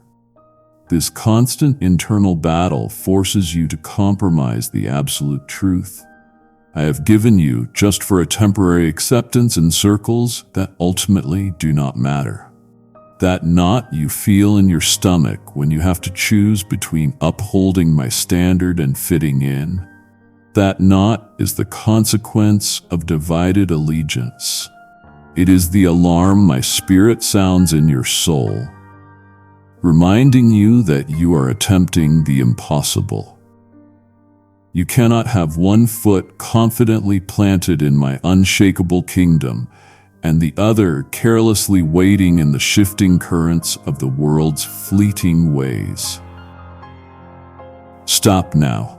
I command you to cease this frantic effort to please me and please man.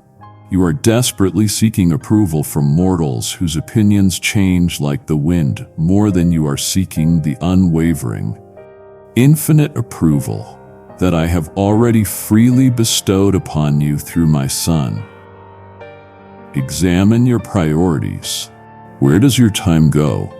Where does your true energy flow?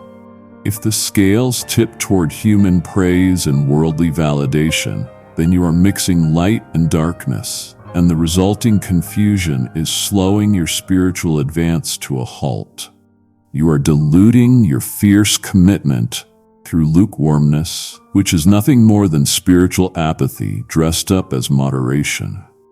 I call you to separation. I am the God who demands all, not half of your heart. I want your whole heart, your whole mind, your whole strength, because anything less leaves a vulnerable entry point for the enemy to deceive you. Declare my lordship over every compartment of your life, your finances, your professional ambition, your relationships. Let go of the need to be understood or applauded by those who reject my truth, because your acceptance is a high price to pay for your peace. Remember that I am a jealous God, not because I am insecure, but because I know that anything you put before me will ultimately disappoint you and leave you empty. I built you for a grand purpose, for radiant, unique glory. But that glory is revealed only in complete surrender. You must not allow the seductive whispers of cultural relevance or the pressure of keeping up with your peers to chip away at the absolute sovereignty of my truth in your life. The world offers a deceptive feast of empty calories, but I offer you the bread of life. Choose this day whom you will serve. I am not asking you to become a recluse. I am asking you to become a radiant beacon. When you fully commit to me, your light naturally shines so brightly that the world is either drawn to your warmth or repelled by your intensity. That separation is healthy, not harmful. Embrace that sacred distinction. Abandon the miserable ground of compromise and step fully onto the high, solid ground of covenant and truth. I have given you the wisdom and the spiritual authority to make this clean break, so use it now. Do not delay, for your true peace is found only in the unwavering, undivided commitment to my name. I will fortify your will and guard your heart as you fully turn toward me. Trust me completely, and I will never leave you exposed or undefended as you follow my command. I am your only sovereign, my precious child. You have conquered mountains, endured valleys, and seen my faithfulness tested and proven in the crucible. But now, beware of the subtle, silent killer that attacks the victorious. The pitfall of complacency. This is the spiritual dullness that sets in when comfort lulls your soul to sleep. You have mistakenly assumed that my immense grace permits a life without rigorous spiritual discipline, treating the gift of salvation as a final destination instead of the starting line of an eternal race. I look upon your journey and I see a dangerous stagnation setting in. You act as though you have arrived, believing that the hard work of spiritual growth is complete. And this arrogance is a subtle poison. You are ceasing to pray with fervent, desperate urgency, neglecting to study the living fire of my word, and no longer seeking my face daily with the hunger you once had. Tell me, when was the last time you knelt in your quiet room, not to just list requests, but to genuinely pour out your soul and surrender? I invite you back to that place. Do not confuse stillness with spiritual rest. True rest in me is active, not passive. It renews your strength for the race ahead. It does not license you to drop your shield and sword. I see the slow, insidious creep of sin into the unguarded corners of your heart. Small compromises, quiet indulgences, and unchecked thoughts that you rationalize away. You are ignoring these subtle cracks in your armor because the external pressure has lessened. Stop making excuses. That small transgression you permit today is the weak point the enemy will exploit tomorrow. Furthermore, you are neglecting the powerful, unique gifts I have lovingly bestowed upon you. The talents, the spiritual capabilities, the opportunities. They lie dormant, underused and unpolished, while I wait for you to deploy them for my kingdom. When you hide my gifts, you betray my trust, and you defraud the world of the unique light I intended you to share. Take up your mantle and use what I have placed in your hand. Worst of all, I perceive that you are becoming dull of hearing to my gentle voice, the very guidance that secures your steps. Your soul is cluttered with the noise of distraction, the endless scroll of trivial concerns, the ceaseless demand for entertainment, and the clamor of the world's opinions. This makes my spirit's voice sound like a faint echo rather than the clear command it once was. Tune your heart. Discipline your mind to seek the signal above the static. I call you to renewal, not retreat. Shake off the heavy blanket of ease and waken your slumbering soul with a cold splash of honest self-assessment. Refuse to coast on past victories, because those triumphs were meant to fuel your current momentum, not to become monuments to a finished work. Your life requires daily maintenance, daily cleansing, and daily refilling of my spirit. Go now and reclaim the disciplines that once defined your faith. The purposeful prayer, the reflective study, the generous service.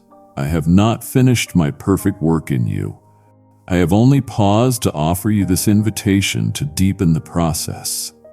Embrace the rigor of a daily walk with me, for the greatest growth happens in the persistent, quiet pursuit of my presence. I will empower your weakness and turn your apathy into fierce passion. I am your sustainer. Lean on me for the strength to stand watch. My dear child, this is a matter of profound seriousness that cuts straight to the core of your relationship with me. The folly of disobedience. You are not a novice.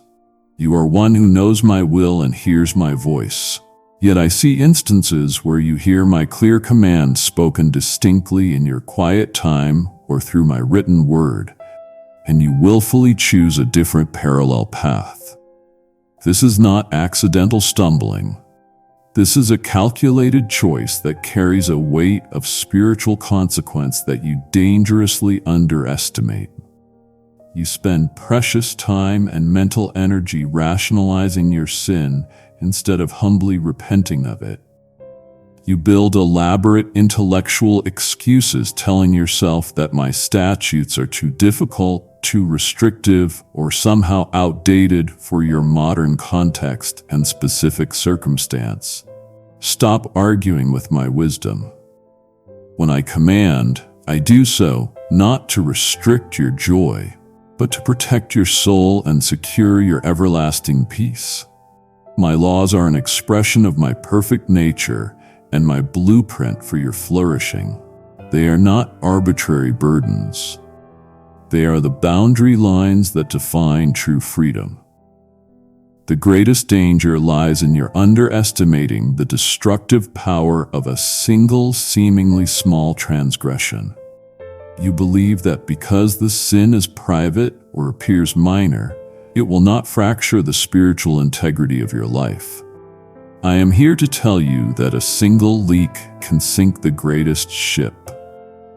That little seed of rebellion, if left unchecked, will inevitably grow into a thick vine of bitterness or a consuming fire of distraction that chokes out the pure fruit of my spirit. You are choosing your momentary personal desire over my divine perfect will. And in that moment, you declare yourself wiser than your Creator. I challenge you to radical honesty. Look at that one area where my word is clear, and yet you consistently seek loopholes. Isolate that resistance. What fear or desire keeps you clinging to that disobedience? Is it the fear of loss, a love of comfort, or a thirst for control? Bring that stubbornness into the fierce light of my presence. I demand your surrender, not for my benefit, but for your liberation, because your true prosperity and security are eternally tied to your willingness to walk in obedience, even when the path is confusing or costly. Remember the profound price paid for your freedom, my Son's ultimate sacrifice. To walk in willful disobedience is to treat that blood as common, to disregard the incredible depth of the love that purchased your cleansing. You must not take this immense gift lightly. I call you to immediate decisive action. Do not postpone repentance until a more convenient season. The time for a clean break is now. Cut off the compromise. I know the struggle is real, but my spirit living within you is infinitely greater than any temptation you face. Lean fully into my power. Seek the fierce grace that not only forgives your past failures, but empowers you to actively live a life of continuous obedience in the present. Confess your wrongdoing plainly and without self-justification, because I am ready to restore the joy of your salvation. The moment you truly turn away from that path of rebellion, I will exchange your burden of self-will for the easy yoke of my perfect plan. Kindly show your support for our community by contributing super thanks from $50 to $100. I am your lawgiver, your defender, and your deliverer. Follow my commands and you will walk on solid ground. Choose my way now. My beloved child, I see your efforts, your meticulous planning, and your determination to succeed in this world. But I must confront you now with the insidious spiritual trap that is the deception of self-reliance. This is the quiet, arrogant belief that you can manage this life without my constant, immediate intervention. You trust in your own formidable strength, your sharp wisdom, and your accumulated resources, subtly pushing me to the margins of your grand designs. Inspect your recent history. I want you to honestly ask yourself, when you faced a challenge, did you first consult your bank account, your network of contacts, or the brilliance of your own intellect? Or did you first fall to your knees in absolute helpless reliance on me? When you neglect to acknowledge me in all your ways and all your elaborate plans, you commit the folly of independence and attempt to sever the necessary umbilical cord between the created and the Creator. This arrogance is a spiritual blindness that causes you to mistake your own capability for my sustaining power. You are refusing to surrender the complete control of your life to my perfect, all-knowing will. You hold on to the reins, gripping them tightly, believing that your vision is clearer and your timing is better than mine. Let go of the illusion of control.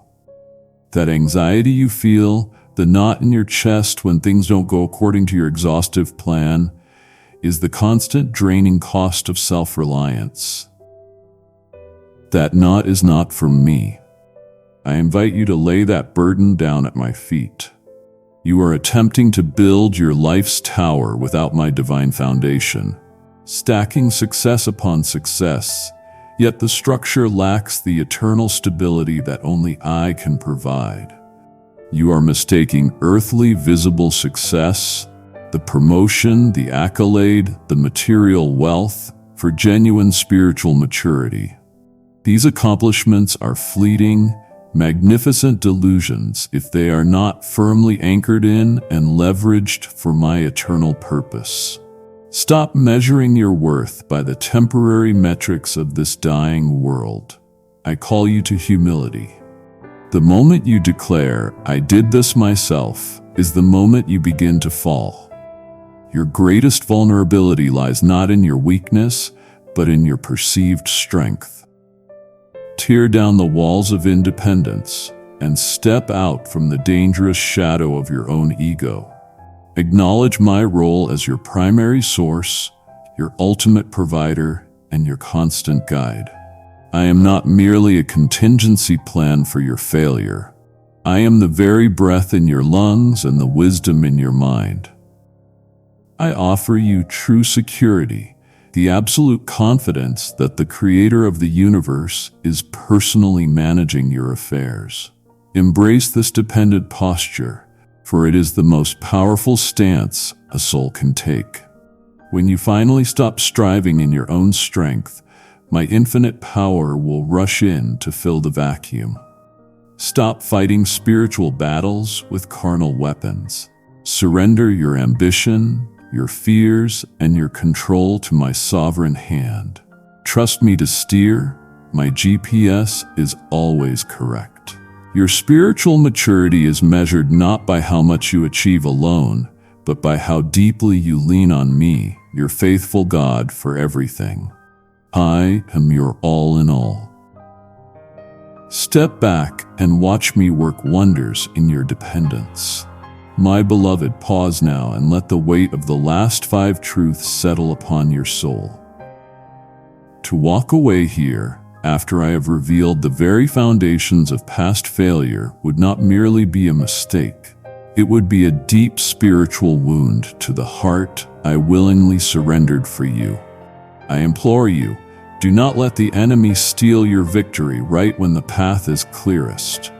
I have given you the light. Do not choose to re-enter the darkness. If you silence my voice now, you grieve the spirit who yearns to secure your freedom.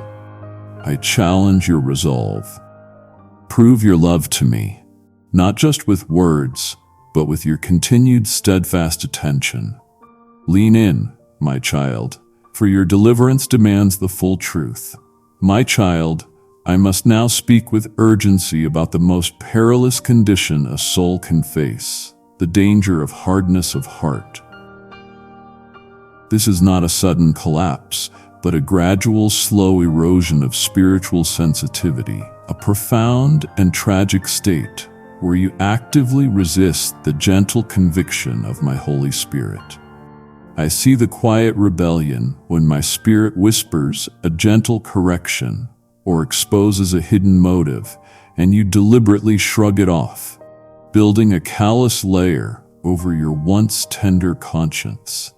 You are closing your ears to the consistent counsel and correction offered by my servants, the loving rebuke from a trusted friend, or the challenging truth spoken by your spiritual leader with a direct conviction from my word. You choose to insulate yourself, favoring comfort over truth, and this refusal to be guided is a spiritual death wish. Stop defending your flaws and start listening for the voice of refining love. Lower your shield and allow the necessary cleansing truth to penetrate your soul. I see a growing cynicism and skepticism taking root in the space where bold, childlike faith once flourished. You are beginning to doubt my power, questioning the reliability of my love because circumstances have not followed your expected timeline.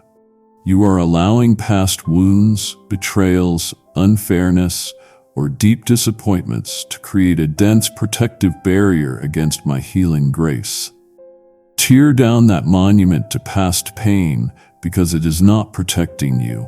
It is imprisoning you.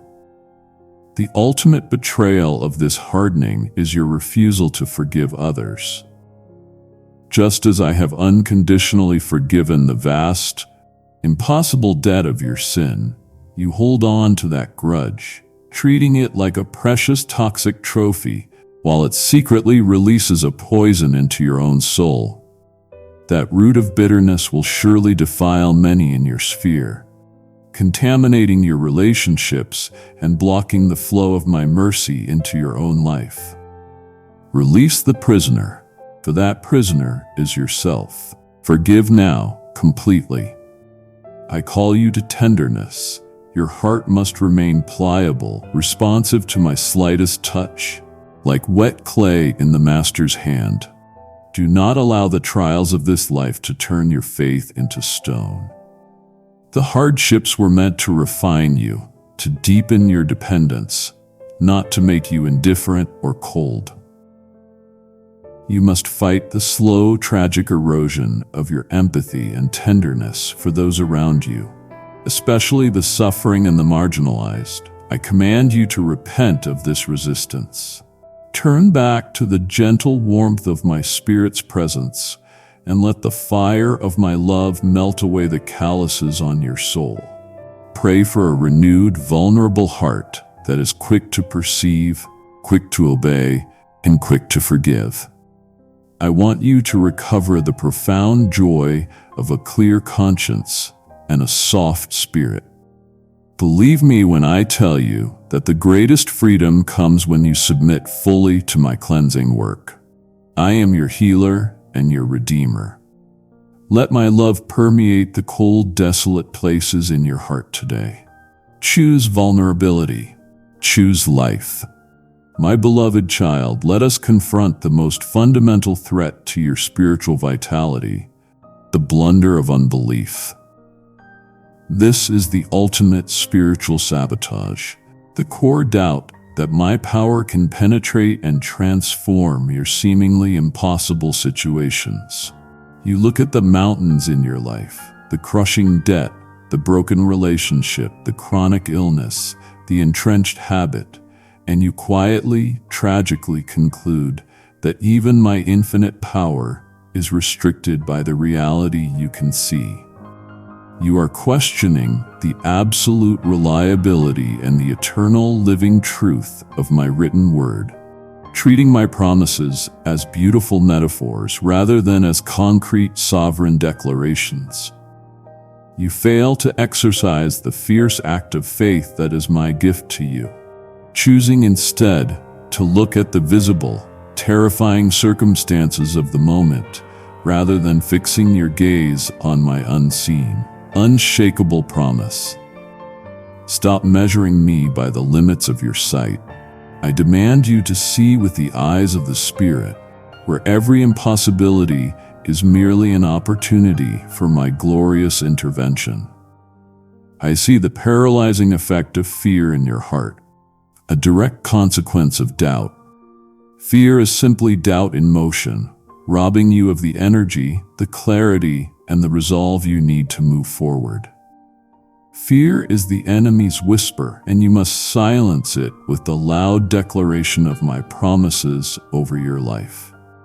When you allow unbelief to take root, you are deliberately restricting my ability to work the miracles you desperately pray for. You are effectively tying my hands with the thread of your human skepticism. I call you to audacious faith. Stop confining me to the boundaries of your past experience or your current understanding. Widen your spiritual vision. What is the greatest miracle you have ever witnessed?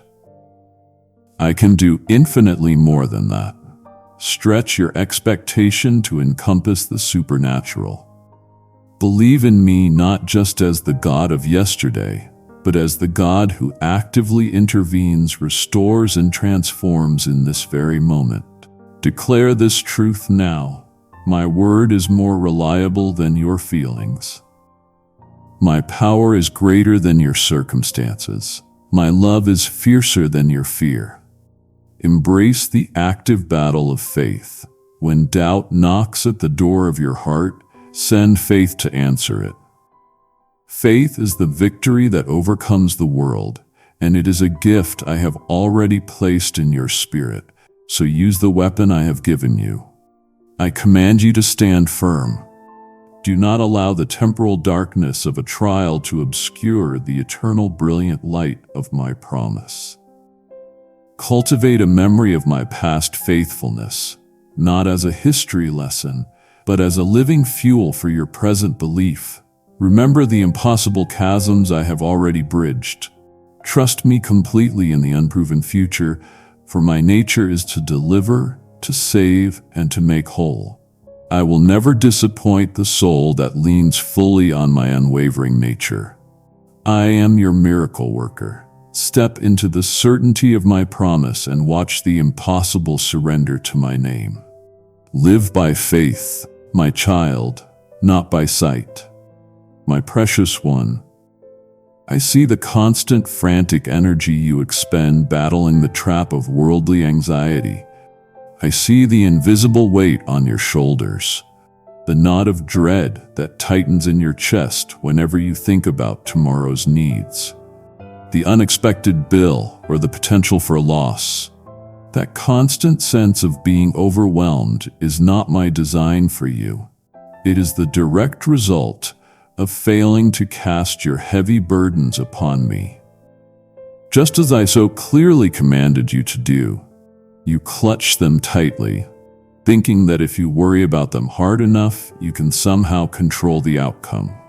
Stop this striving now.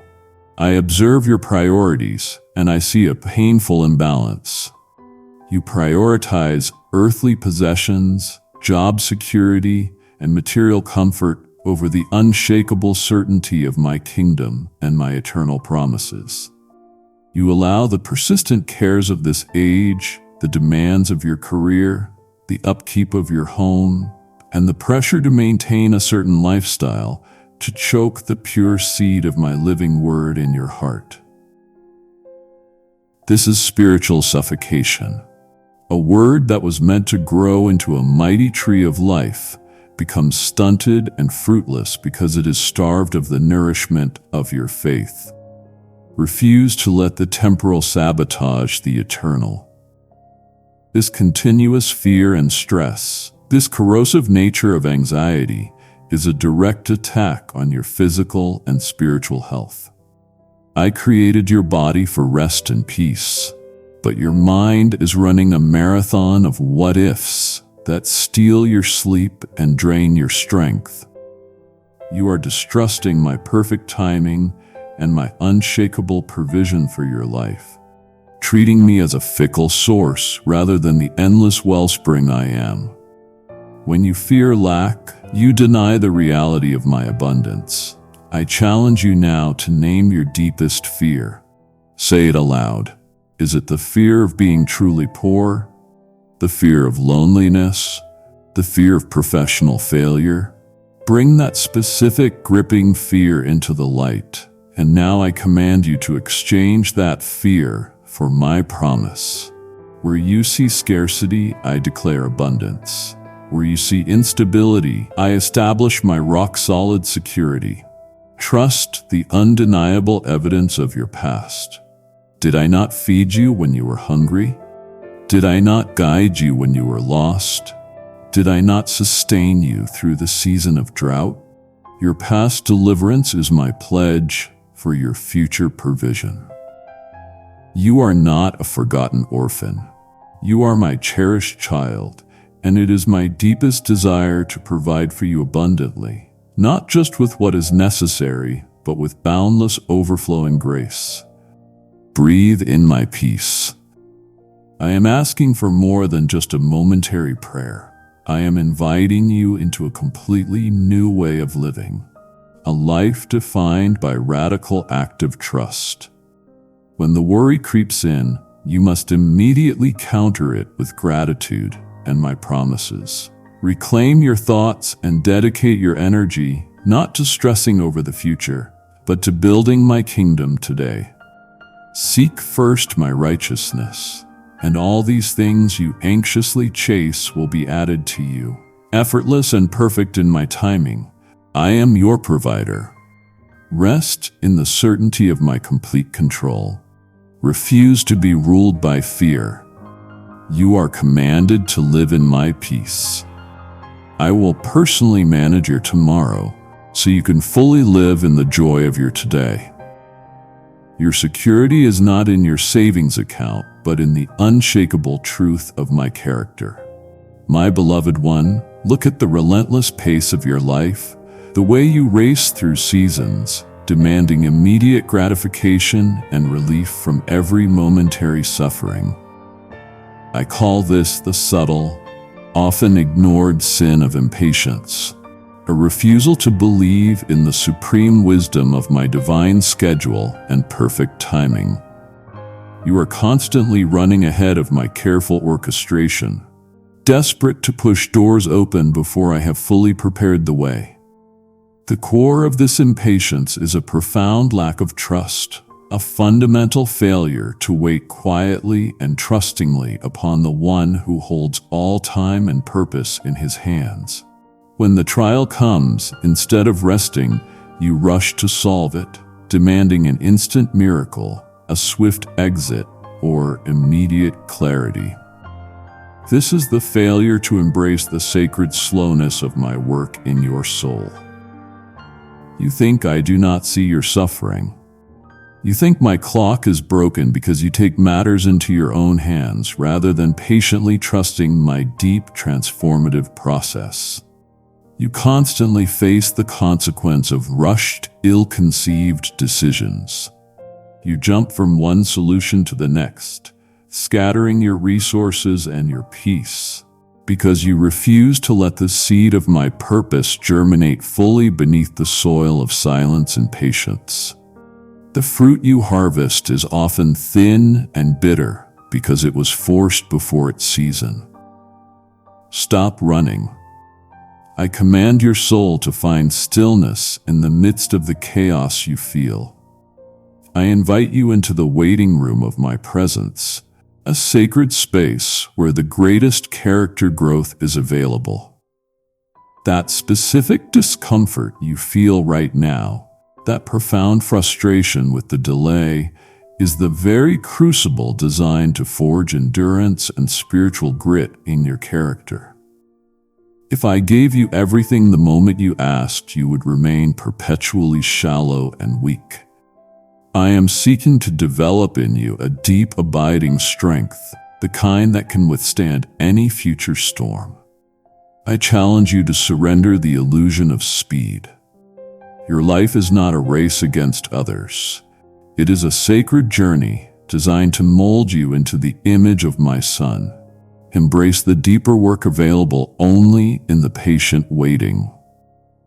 You miss the subtle, precious lessons, the whispers of my guidance, the unique moments of intimacy because you are too preoccupied with the destination to appreciate the sacredness of the journey. Refuse to be distracted by the urgency of the world. Let others rush and force their outcomes. Your power is found in your ability to pause, breathe, and affirm my sovereignty. I promise you this: those who wait on me will renew their strength. They will soar like eagles. They will run and not grow weary. They will walk and not faint. This is not a quaint poem. This is an operational promise for your life. Claim that promise now. I will empower you to endure. I will turn your frantic energy into quiet, effective strength. Do not fear the silence of the waiting, for it is in that space that I prepare the miracle. Trust the process, trust the timing, and trust the unwavering blood of the one who knows the end from the beginning. I am your perfect timing. Rest in my schedule, and you will reap a harvest that is rich, full, and enduring. Wait on me, my child, my precious one. Kindly show your support for our community by contributing super thanks from $50 to $100. Let us turn our gaze to the most ancient, deceptive, and spiritually destructive enemy of the soul, the peril of pride. This is a subtle dross of arrogance that begins with a shift in attribution. I see you thinking that your current spiritual status, your level of knowledge, or your disciplined life somehow exempts you from the persistent reality of temptation and the need for constant vigilance. This self-assurance is the very signal of your imminent fall. When you look at the victories and successes in your life, the overcoming of a temptation, the completion of a major project, the financial stability, you are dangerously attributing that success to your own merit, your hard work, or your unique intelligence rather than to my boundless, undeserved grace. This theft of glory is offensive to my love. It is a profound forgetfulness of the absolute truth that without me, you can achieve nothing of lasting eternal value. Furthermore, this pride manifests as a haughty spirit that leads you to look down upon your fellow believers, judging them for their visible struggles, their lack of discipline, or their slower pace of spiritual growth. Worse still, you look down upon those outside the faith, seeing them only as objects of scorn, forgetting that you too were once lost and captive, and that all souls are precious to me. Stop comparing your journey to the visible struggles of others. Your own spiritual foundation is built on grace alone. The ultimate trap is the refusal to be corrected. Pride makes you defensive. unwilling to accept constructive criticism or loving spiritual correction from those I have placed in your life to guide you. When I use a difficult person or an unpleasant circumstance to expose a flaw, your first reaction is self-justification, not humble surrender. This resistance creates an inherent spiritual blindness that prevents you from seeing your own heart clearly. You are so busy looking at others' dust that you miss the beam in your own eye. I call you to immediate radical humility. Tear down the high tower of your self-sufficiency. Acknowledge the absolute dependence of your existence on my sustaining power. Do not fear correction. Embrace it as the very evidence of my fierce refining love for you. The correction of a father is meant to lift you higher, not tear you down. I demand you remember the great truth. The moment you think you stand, you must take heed lest you fall. Spiritual maturity is not marked by how high you climb, but by how deeply you bow. Cultivate a spirit of gratitude, seeing every breath, every victory, and every insight as an unmerited gift from my hand. Refuse the path of the haughty spirit, for the scripture is clear: pride precedes destruction, and the haughty spirit precedes a fall. I will lift you up only when you humble yourself completely beneath my mighty hand. Seek to serve, not to be served. Seek to uplift, not to critique.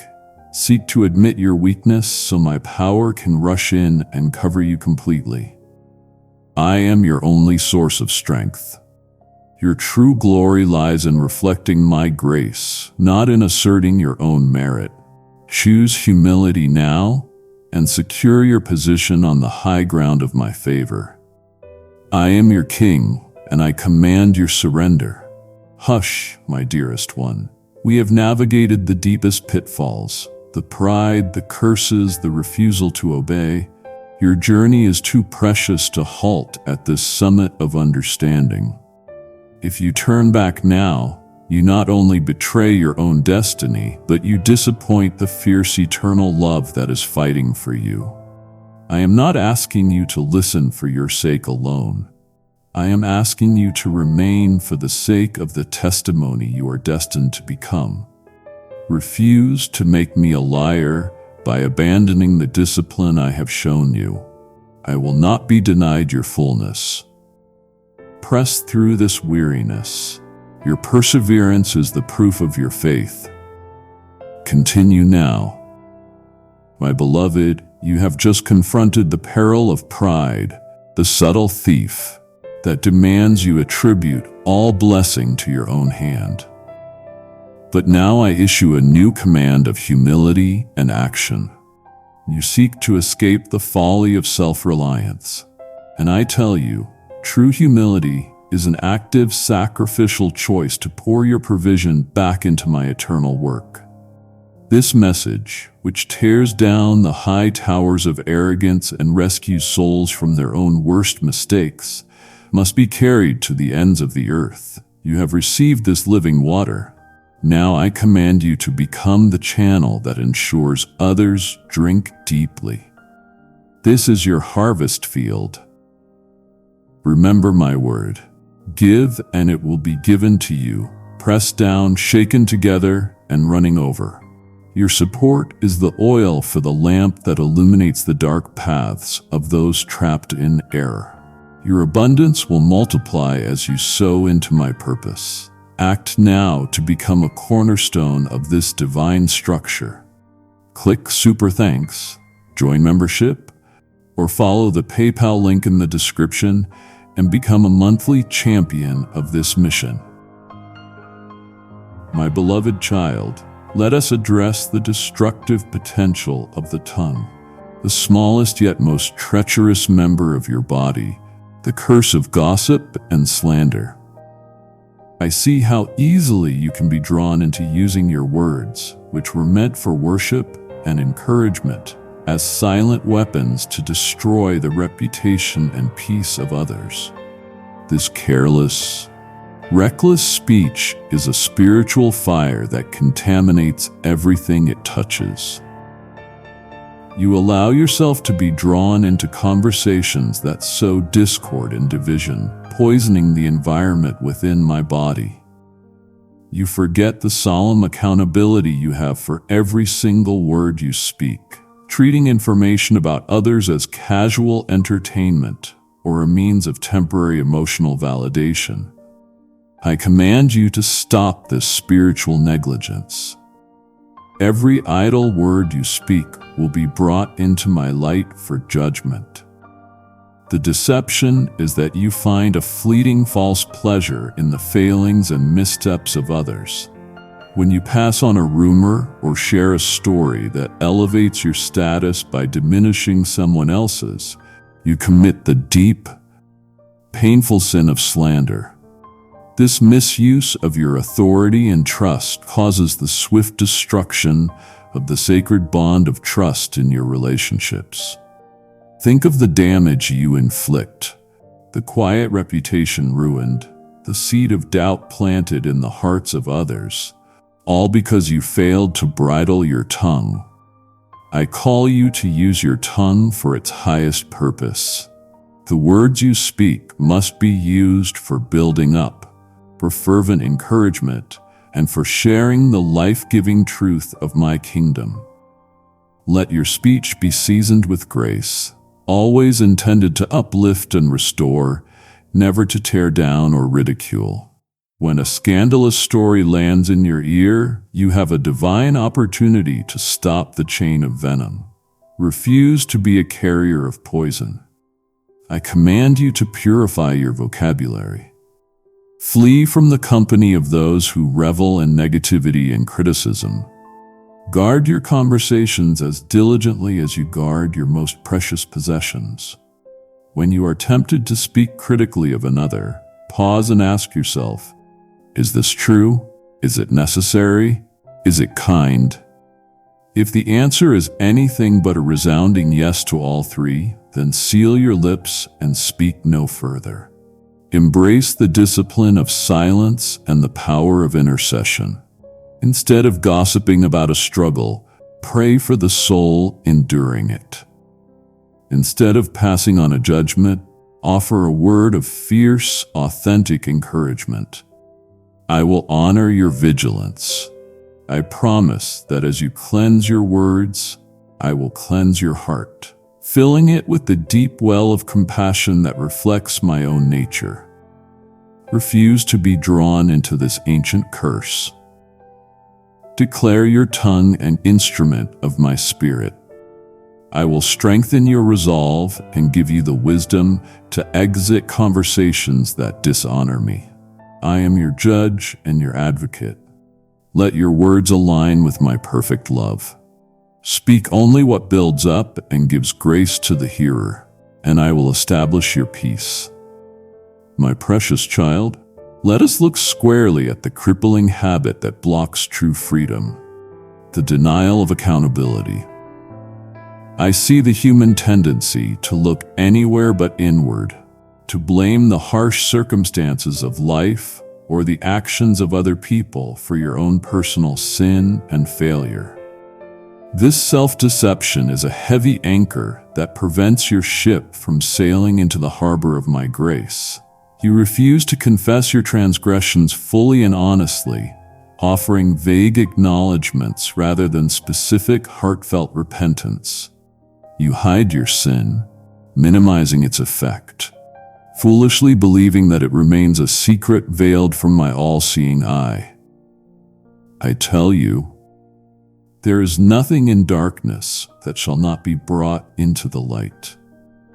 The moment you choose to conceal your failure, you begin to suffocate your own soul, delaying the necessary purifying work of my forgiveness and restoration. When you reject the need for loving confrontation and the gentle discipline offered by the community of faith, you isolate yourself, becoming vulnerable to the enemy's most sophisticated attacks. You commit the profound mistake of minimizing your wrongdoings, finding ways to explain away your harsh words, your quiet indulgences, or your compromises as unfortunate mistakes rather than outright rebellion. Stop offering me excuses. Offer me surrender. I call you to radical transparency. Face the truth of your actions without the protective shield of self-justification. Embrace the purifying pain of true confession, which precedes the profound joy of complete forgiveness. Do not fear the light. The light is where healing begins. I already know your failure. What I desire is your honest, humble admission, which is the key that unlocks the door to your freedom. Take the responsibility for your choices.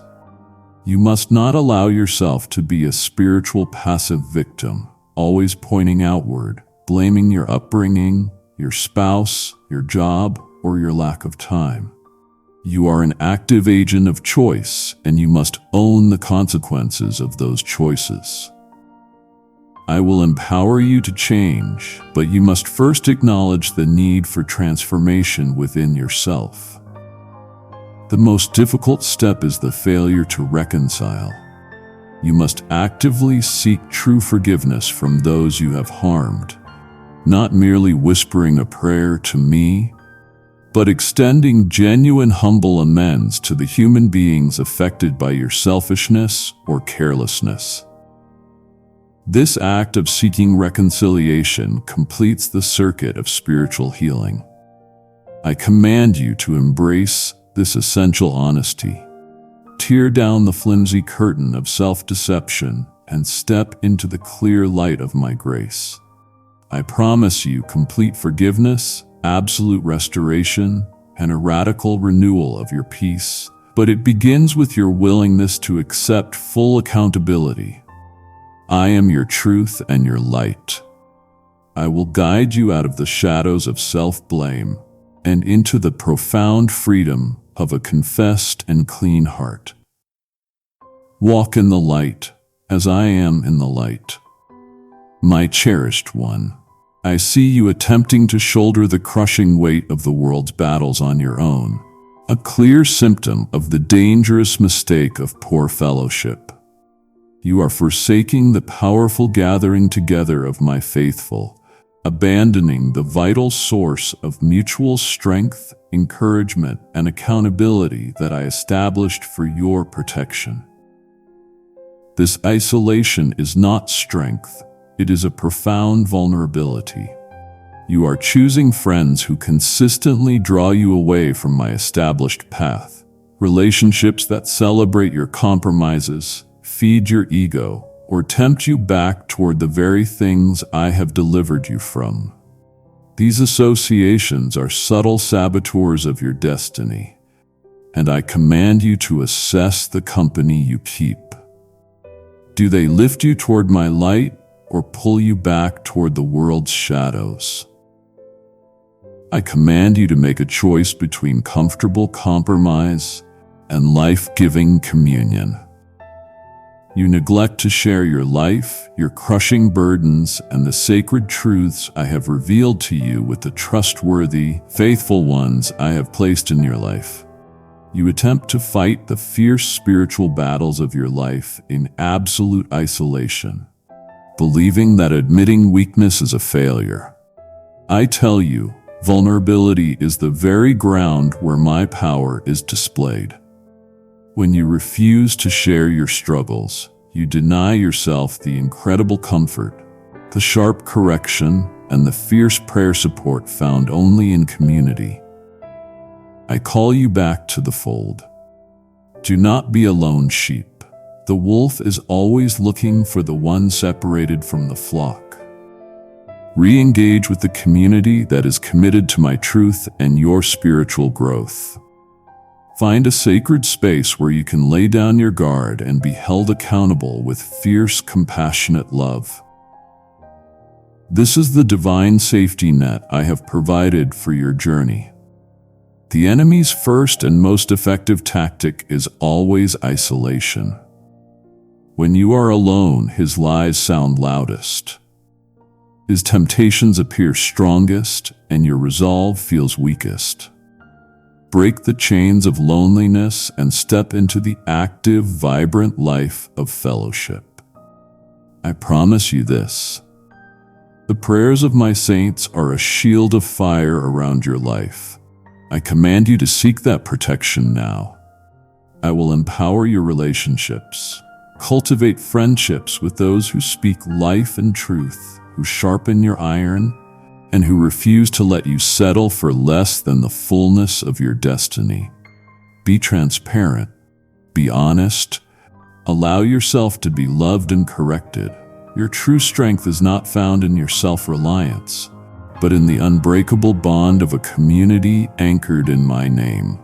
I am your unity. Find your strength in the fellowship I have provided. Walk together, my child, toward the victory.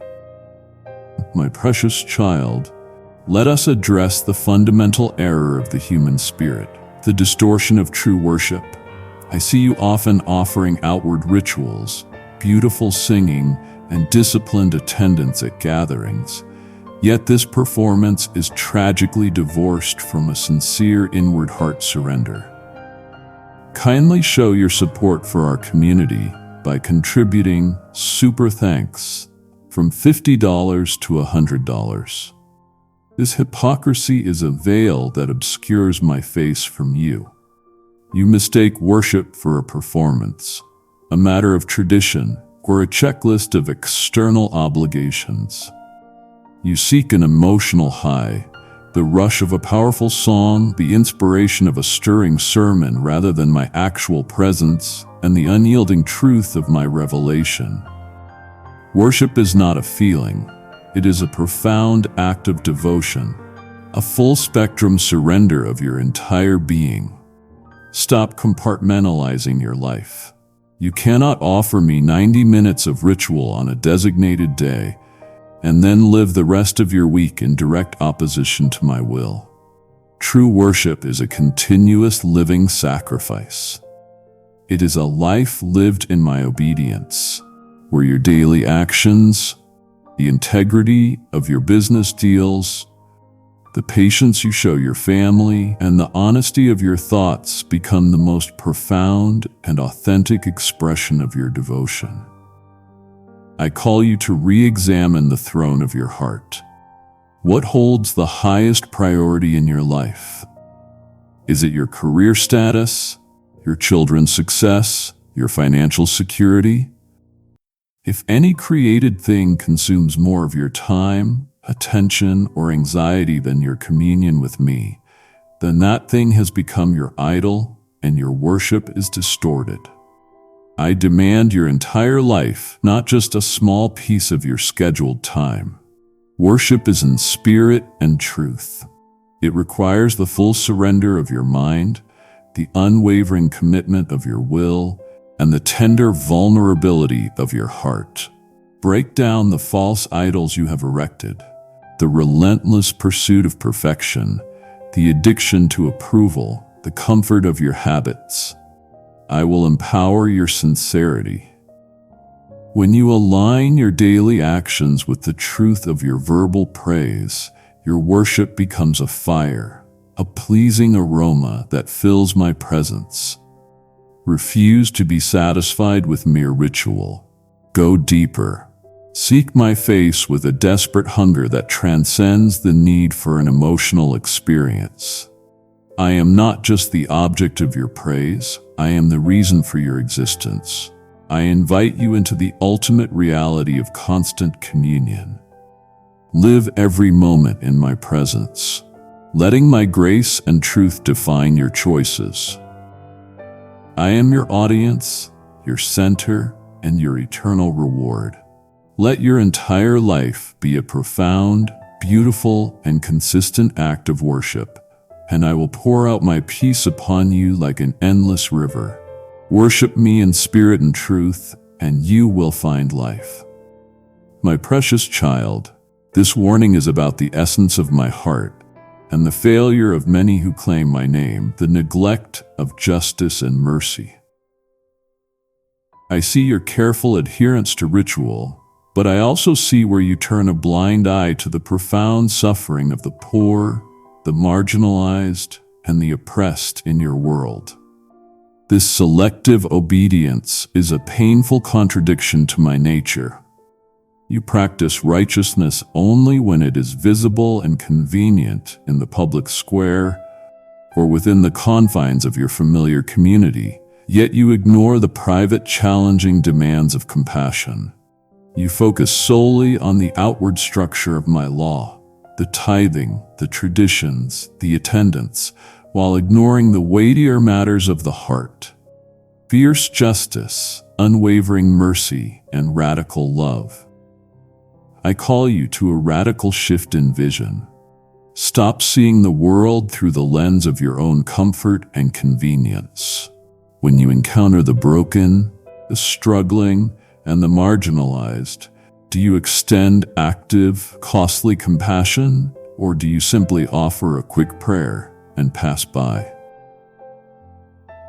I desire mercy over sacrifice. The measure of your faith is not only in how you worship me, but in how you treat those who can offer you nothing in return. The greatest danger is the hypocrisy of demanding justice, but refusing to grant mercy. You demand that others be held accountable to the letter of the law, yet you forget the immense undeserved mercy I extended to you when you were completely undeserving. Your faith is meaningless if it lacks this authentic living quality. Scripture tells you plainly, faith without corresponding action is dead. Your ritual is an empty echo without the accompanying force of active love. I command you to live a life of profound empathy. Do not allow the comfortable walls of your life to isolate you from the pain of your neighbor. Open your eyes and see the invisible struggles. I am calling you to address the loneliness of the elderly, the desperation of the unemployed, the quiet confusion of the seeking soul. Your hands were made to serve, to offer the act of love that is the visible, undeniable proof of my Spirit's work in your life. I will empower your compassion. I will guide your resources, your time, your money, your influence to places of profound need. Do not fear the cost. The spiritual reward for a life of selfless service is infinite and enduring. Embrace the challenge of extending mercy to those who have wronged you, for this is the highest, most difficult demonstration of my nature within you. I am your justice and your mercy. Go now and live a life that reflects both. Refuse to let your faith be dead. My child, you stand at the threshold of profound liberation. We have stripped away the idols, the legalism, and the hypocrisy. Do not let your heart grow weary because the truth is uncomfortable. The enemy's hope is that this one last truth will be the one you ignore. I have revealed my heart, my demand for justice, and my tenderness for mercy. To stop here is to deny the full expression of my nature in your life. I command your spirit to ignite with urgency. Your eternal reward is closer than you imagine. Do not let the temporary cost you the eternal crown. Listen closely, for the remaining words are the final armor for your soul. My precious child, let us expose the foundational error that undercuts every other spiritual truth, the insidious temptation of idolatry. This is not about bowing to carved statues. It is the subtle, powerful act of substituting any created thing for my absolute sovereignty, allowing a gift to take the place of the giver. I see you substituting money, career success, or professional titles for my constant, reliable provision. You look to your next bonus, your professional network, or your own relentless effort as the source of your security, giving these temporary things the primary devotion that belongs only to me. This is profound spiritual short-sightedness. You are making a servant into a master, and that master will ultimately demand more from you than it can ever return. Worse still, I see you making your children, your spouse, or your family an ultimate object of devotion, allowing these precious, beautiful gifts to become idols in your heart. You demand that they fulfill the needs that only my presence can satisfy, placing an unbearable tragic burden on them and risking their spiritual health for your own emotional security. Love them fiercely, but worship me alone. They were never meant to be your God. You also allow technology, endless entertainment, and the pursuit of comfort to consume your most precious non-renewable resource, your time. This habitual distraction becomes a subtle, quiet idol that chokes out your hunger for my presence and blocks the possibility of deep, meaningful communion. I demand the first fruits of your time and attention. I call you to a fierce internal cleansing. Identify the things you prize and serve above your Creator. Is it the approval of human opinion? Is it the certainty of your own philosophy? Is it the desperate need to control the outcome? Tear down these subtle altars. Acknowledge my absolute supremacy over all things created and uncreated. The slow, subtle turning away from me toward created things is the beginning of spiritual death. I will empower your devotion. When you intentionally displace the idol and put me back on the throne, your life immediately realigns. Your focus will clear, your anxiety over money will diminish, and your relationships will flourish under the freedom of a healthy, non-gripping love. Do not fear the removal of the idol. I will fill that void with my presence, which is infinitely more satisfying and secure.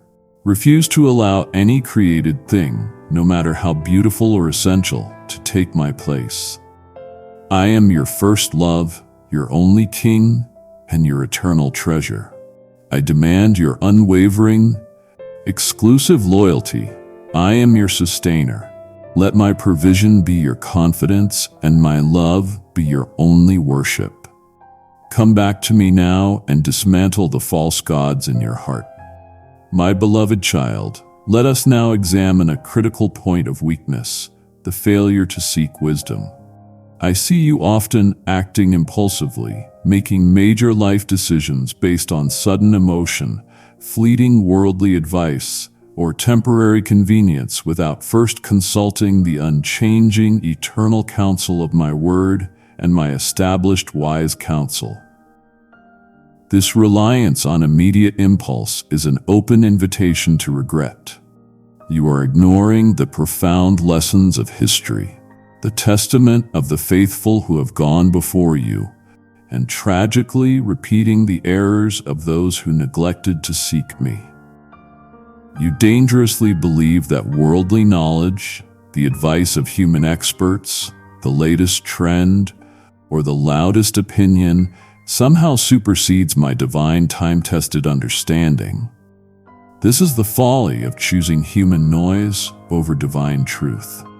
You are failing to consistently pray for discernment in complex decisions, rushing to a conclusion just to relieve the pressure of indecision. You allow the urgency of the moment to override the certainty of my Spirit's gentle guidance. Stop operating in the flesh, engage the Spirit. I call you to the pursuit of eternal wisdom, which begins with a deep, reverent fear of my name.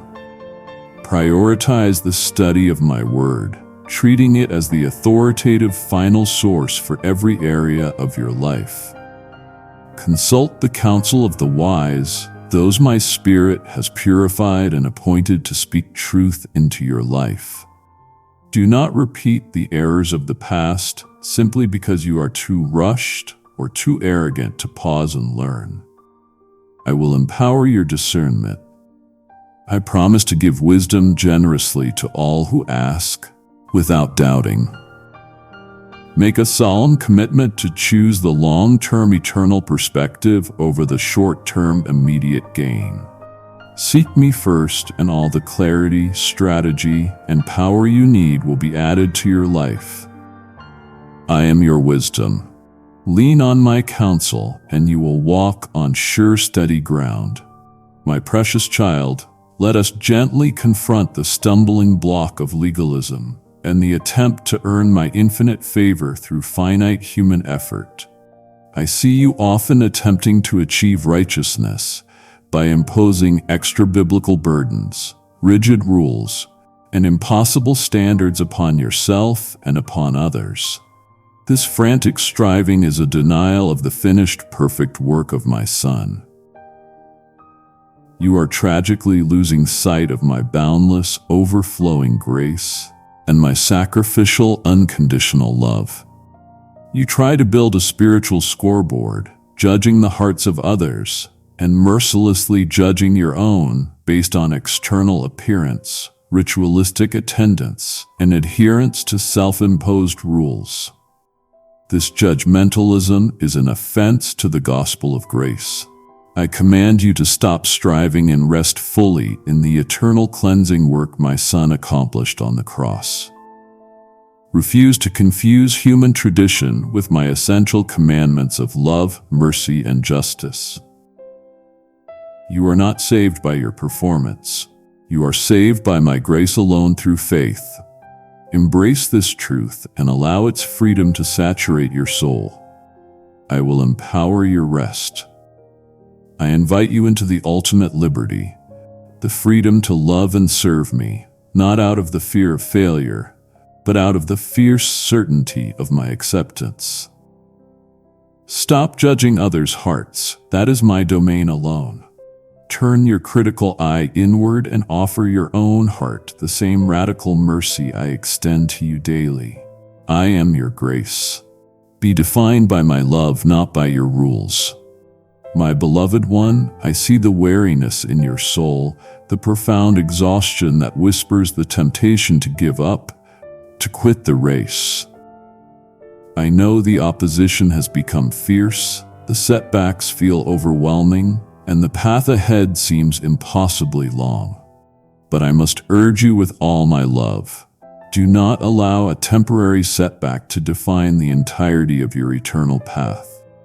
You are looking back longingly at the comforts and compromises you left behind, allowing the memory of ease to distract you from the immense value of your future reward. This is not the time for retreat. You are called to endure hardship as a faithful soldier of my Son. The tragic loss of eternal reward for a momentary fleeting relief is the saddest surrender a soul can make. I command you to fix your eyes on the finish line. Do not be defined by your fall, but by your willingness to rise again. I am your strength. I will run with you when you are weak and carry you when you stumble. I promise you that if you persevere to the very end of your life's calling, the crown of life is absolutely reserved for you. I will honor your struggle. I will reward your faithfulness.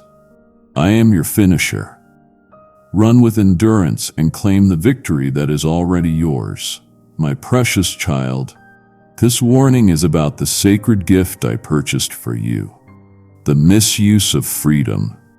I see the deception that leads you to use Christian liberty as an excuse to indulge the flesh, the subtle, dangerous belief that grace provides a cover for sin. This hypocrisy turns my grace into a destructive license. You forget that true freedom is the power to willingly serve me, not to be a slave to your own appetites and desires. You focus excessively on your rights and neglect your profound responsibilities to love me and to love your neighbor. I demand that you discipline your body and keep your desires in check.